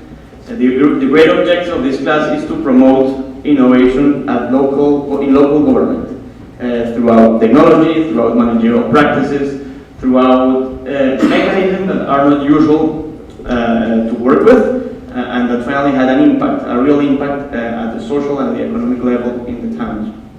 You might see some familiar faces in that event that took place on last May, and was kind of successful. 5 cities participated, Winthrop included, and what they did is basically they sit together and they hear all of the proposals that a group of students made to them and suggest in terms of like improving their innovation offerings and packages to do things much better and to seek more concrete results, specifically in the field of problem properties, which is the one that we're basically focusing in. The formal definition of the mission of the field lab, basically, they really want to promote these data-driven strategies, take decisions based on concrete numbers, integrating sectors, the idea of collaboration, and doing having an impact, integrating different departments in town, and finally, using as many and new tools as possible to have this impact that we expect in municipal government. Why did we choose Winthrop, or why is Winthrop attractive for the field lab to work with? Well, it fits very well into one of the main areas of action that the lab considers. First, collaboration here is an amazing asset.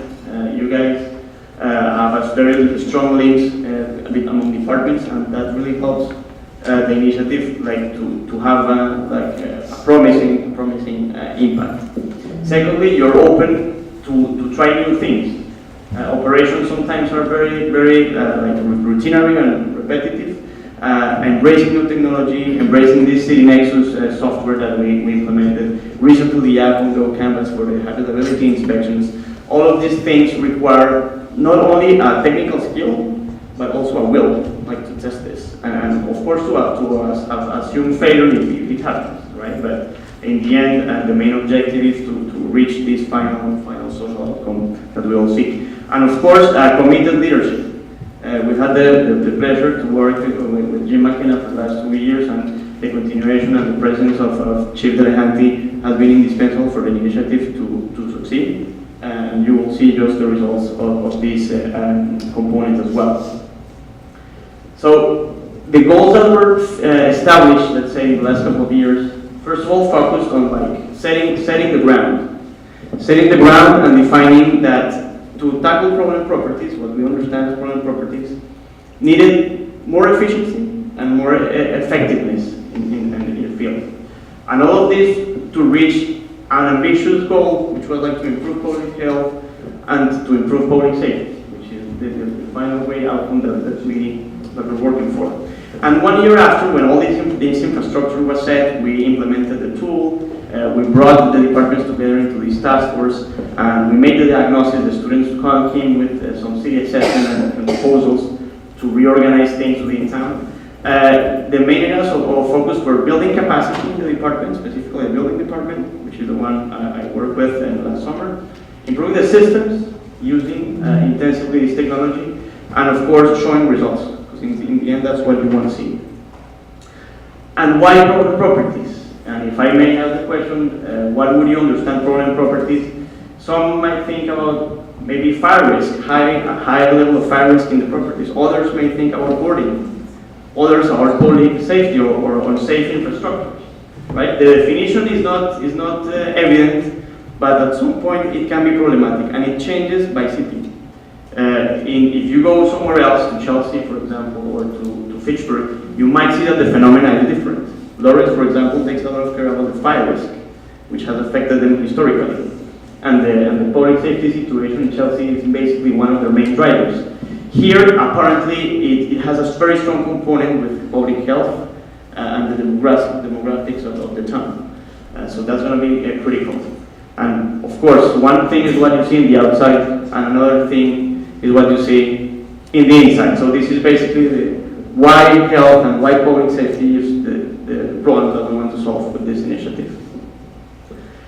This is how we are measuring it. The data we are provided with is basically telling us that a problem property in Winthrop are those who are likely to have a high level of citations, and are those that in the past may have had a crime or a police incident and a fire incident. So that's why the members of the task force bring in the police department, the fire department, the building department, and the municipal hearing.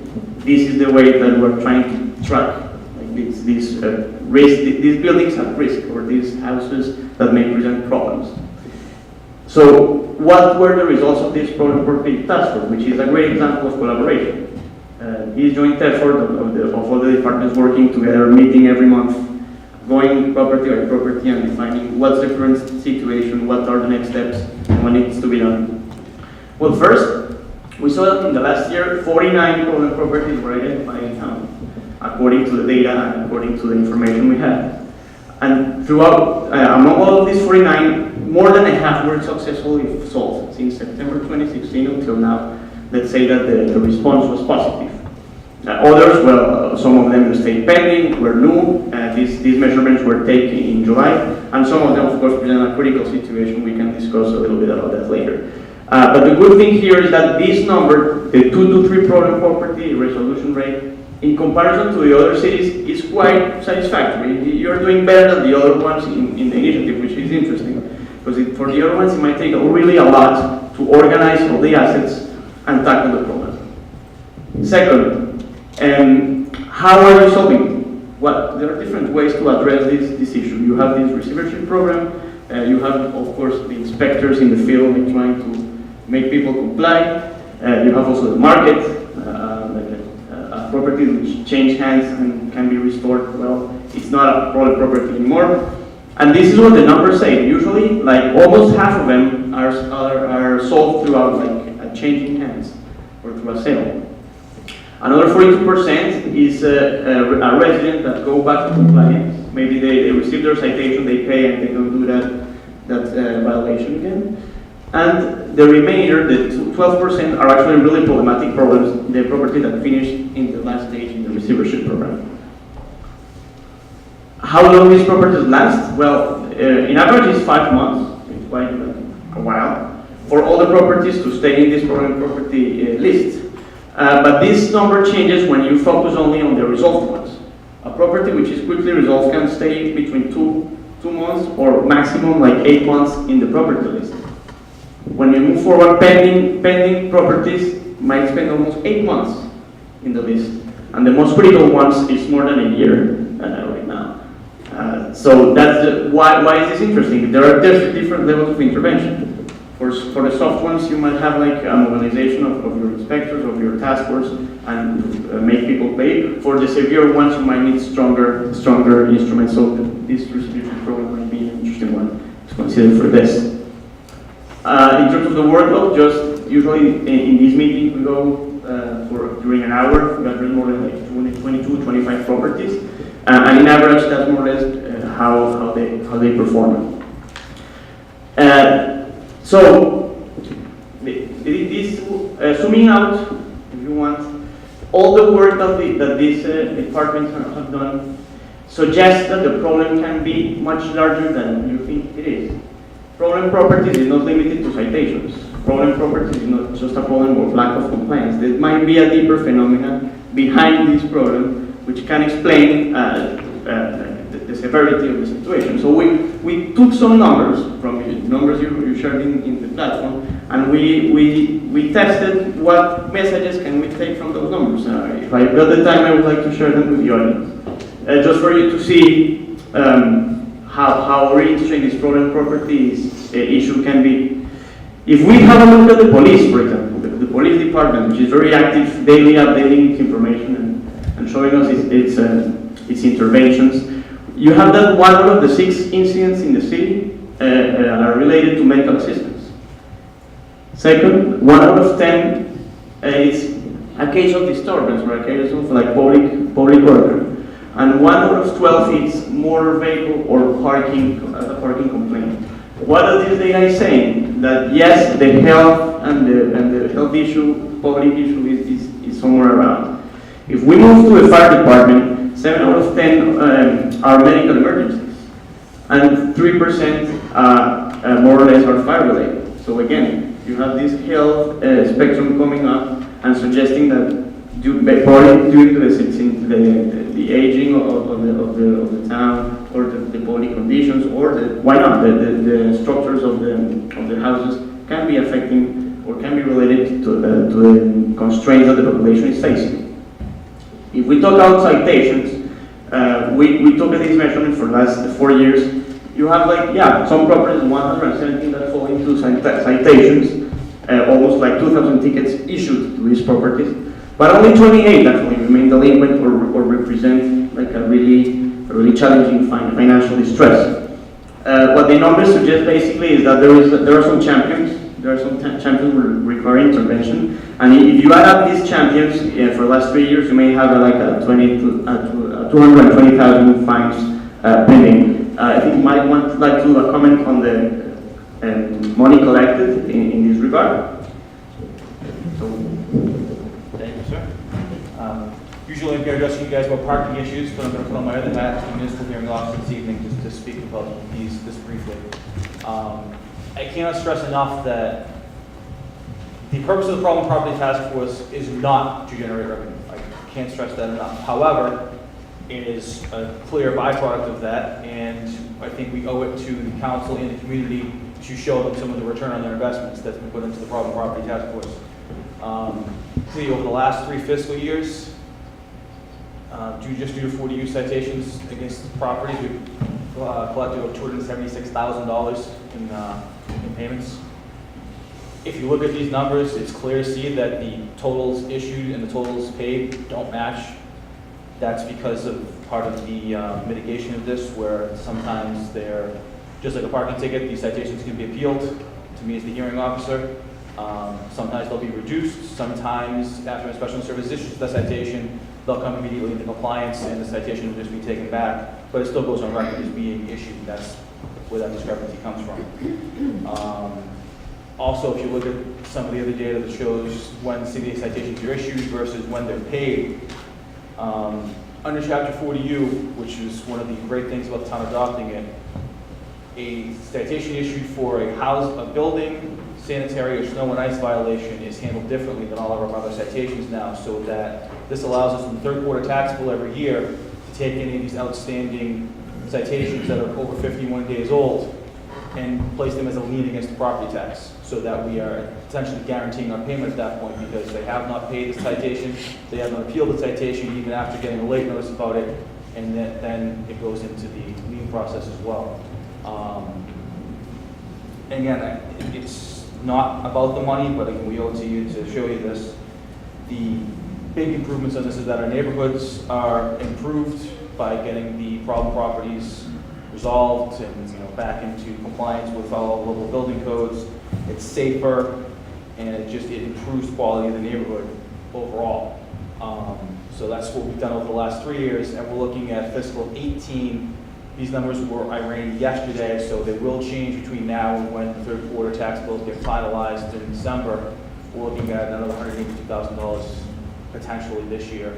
Hopefully that will go down between now and then, so that people paid those, but that's what we're looking at if nothing were to change between now and then. Thank you, Mike. So as you can see, problem property is not only related to health, it also is a symptom of financial distress. You can track problem property using financial distress. And moving forward, if you take into account the inspection, this is basically what the last cycle shows us. The majority of the inspections were focused on the year one, on the 2014. And among all of the properties inspected, 20% reported some sort of violation. It's a decent rate for 500 houses. So this, of course, focusing only on those who were formally inspected in the habitability inspection cycle. Moving forward, with respect to tax delinquency is also a good predictor, just as citations, to identify who is struggling, like who might be having issues, and those issues expressing through a deterioration of their house or the physical structure of their house. 50 properties have tax title accounts, and this is more or less the amount that they might be owing, like 679,000, which is almost 1.5% of their income. Interesting number. And finally, if we want to complete like all the picture, we might have to include, of course, the health issues and the nursing office data, just to understand the people that is going through this property, what are they actually living, or what are they trying to fight against. And this is a very interesting number, because the overdoses, we all know it's a relevant phenomenon, a huge challenge to fight with, and it's totally related to the problem property issue of some sort. Water usage, just another element for abandonment. I understand that abandonment and illegal apartments here are a real concern, or for here this is a good way to track them. If you want to track, for example, a potential abandoned apartment, checking the consumption of water would be an interesting tactic. And as in this sense, illegal renting and the water leaks are also some sort of like predicted by this indicator. What's next? Why did I show you all these maps, basically? And the work is not yet finished.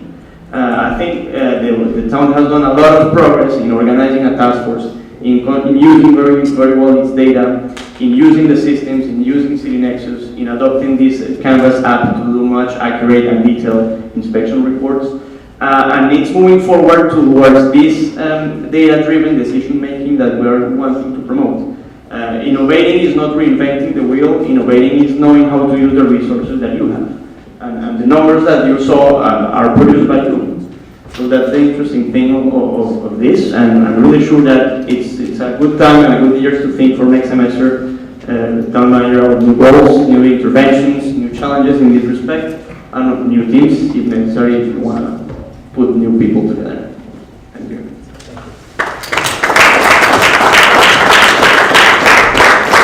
Thank you, Mandy. And Harvard doubled down on Winthrop. We've made the most progress out of all their communities, so we got the fellowship again extended for this semester. Usually we only get a summer fellowship. Obviously, a person who's smart enough to surround themselves by smarter people will come out on top and be a great leader. So we take full advantage of this. The council has embraced it, and certainly we were thankful. I just want to emphasize that we don't just take people's property. This problem property task force is a compassionate group of people. If we identify someone who is absolutely in need, who's certainly trying their best, Allergy and Chief Flanagan have gone to their houses and put boardings on their houses, and certainly helping them with stairs to make sure that they stay in the house. So that's not the priority. But it's certainly our priority to make sure our neighborhoods do not deteriorate and become more of a problem. Back in 2008 and 9 in Trinidad Deaf, we had to station a cruiser on Trinidad Deaf to answer the calls from Trinidad Deaf. And because of the initiative, we no longer have those problems. Beacon Street was one of the first properties identified that went to the full cycle of the court. Neighbors on Beacon then came in and got building permits to upgrade their houses. So it certainly is contagious. Harvard did the study, broken windows. Certainly this is an extension of that theory, and it works well. So I just want to recognize the CFO, Mike Perez, is here. The Veterans Coordinator, Roe, is here. Library Director is here.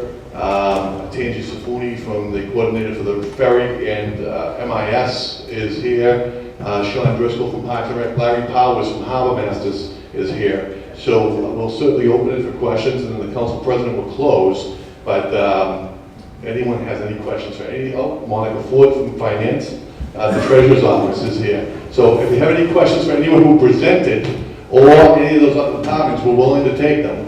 And if there's no questions, we'll certainly turn it over. I just wanted to, before I get off this mic, recognize Russ Sanford, Paul Verone, and Nick Delento, who have served this council, and this is their last fall forum.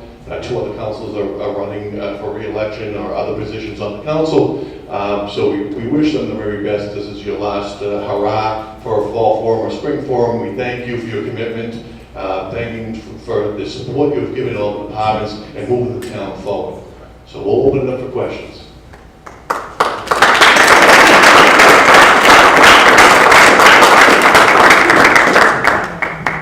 Any questions? So I have a comment. I just want to say that this has been one of the most informative fall forums that we've had, and I've been on the council for 12 years, and I want to say and congratulate you for surrounding yourself with quite some very smart, professional department heads that you have here that have displayed, you know, how hard they work and how much they really they love the town of Winthrop, and they're trying to do the best things for us. I think you guys have all done a phenomenal job. Phenomenal job. Thank you. Thank you, and I think Howard has pointed that out, the collaboration, and Winthrop is stronger than any other community, so as long as we stick together, collaborate together, we'll continue to move forward. Anyone else? You need the microphone? I don't need it. You sure? I know you're a quiet person there. The report that the chief gave on the safety building, public safety building, how soon will that report be done? You said $25,000 has been allocated? The RFP went out today, we said 30 days, chief? Yes, and Monica's putting the final dates on it. We have a timeline. We'd love to be able to go, you know, if we have the support of the council, both old and new, and we can move forward, we'd love to have it on, get her back now, May ballot. Okay. And, you know, maybe sometime next September, we'll be looking at breaking ground or something, because the time has come that we just can't pull the buildings together anymore. So then your goal is to have it on a ballot by May? Is that what you're saying? That would be the perfect timeline. Okay. Just remember, this is under the chief's control, so if it's not by Which May, chief? blame him. Fire chief. Fire chief. I just also wanted to say thank you to Kathy for letting us use your facility, and thank you for coming as well, the interim director here at the senior center. Just one more thing. Do you have any idea about what kind of cost this is going to be? Well, again, if it was just a freestanding firehouse, is there any land taking? And the other studies, the latter one done by architects, didn't really recommend the center site. They talked about the extreme cost of $500,000 taking private property, and probably triple that now. But again, if it's a public safety versus firehouse only, then that would be the, you know, the purview of the council. So, like I said earlier, a freestanding firehouse to serve the needs, which would be about 11,000 square foot apparatus flow with a 7,500 square foot living space, is in the vicinity of 15 to 18 million. So that if it was a public safety, it would be probably near a 30 million, Yeah, for sure. which I would definitely support. But in a true public safety building, we would house the ambulance with their own living quarters. Right. Which would contribute somewhere in the vicinity of $75,000 a year towards debt service.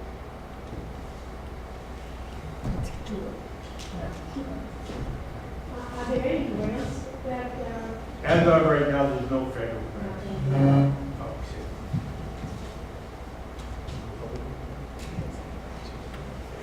Any further questions? And I'll turn it over to the rest of the council. And I just want to say thank you to Town Manager Terry Delahunty and all department heads who worked hard. We're going through a transition year, we're going through an election year. We're trying to keep everything together. I think you're doing a great job at that. We hope you feel the same, but it's because of all your hard work and your response to considerations as we go forward. I've been proud to work with this council We've accomplished a lot, each and every one of you. We've had our differences, but we always push forward, and I think that's important going forward. So I wish you the best. Thank you to the town of Westford.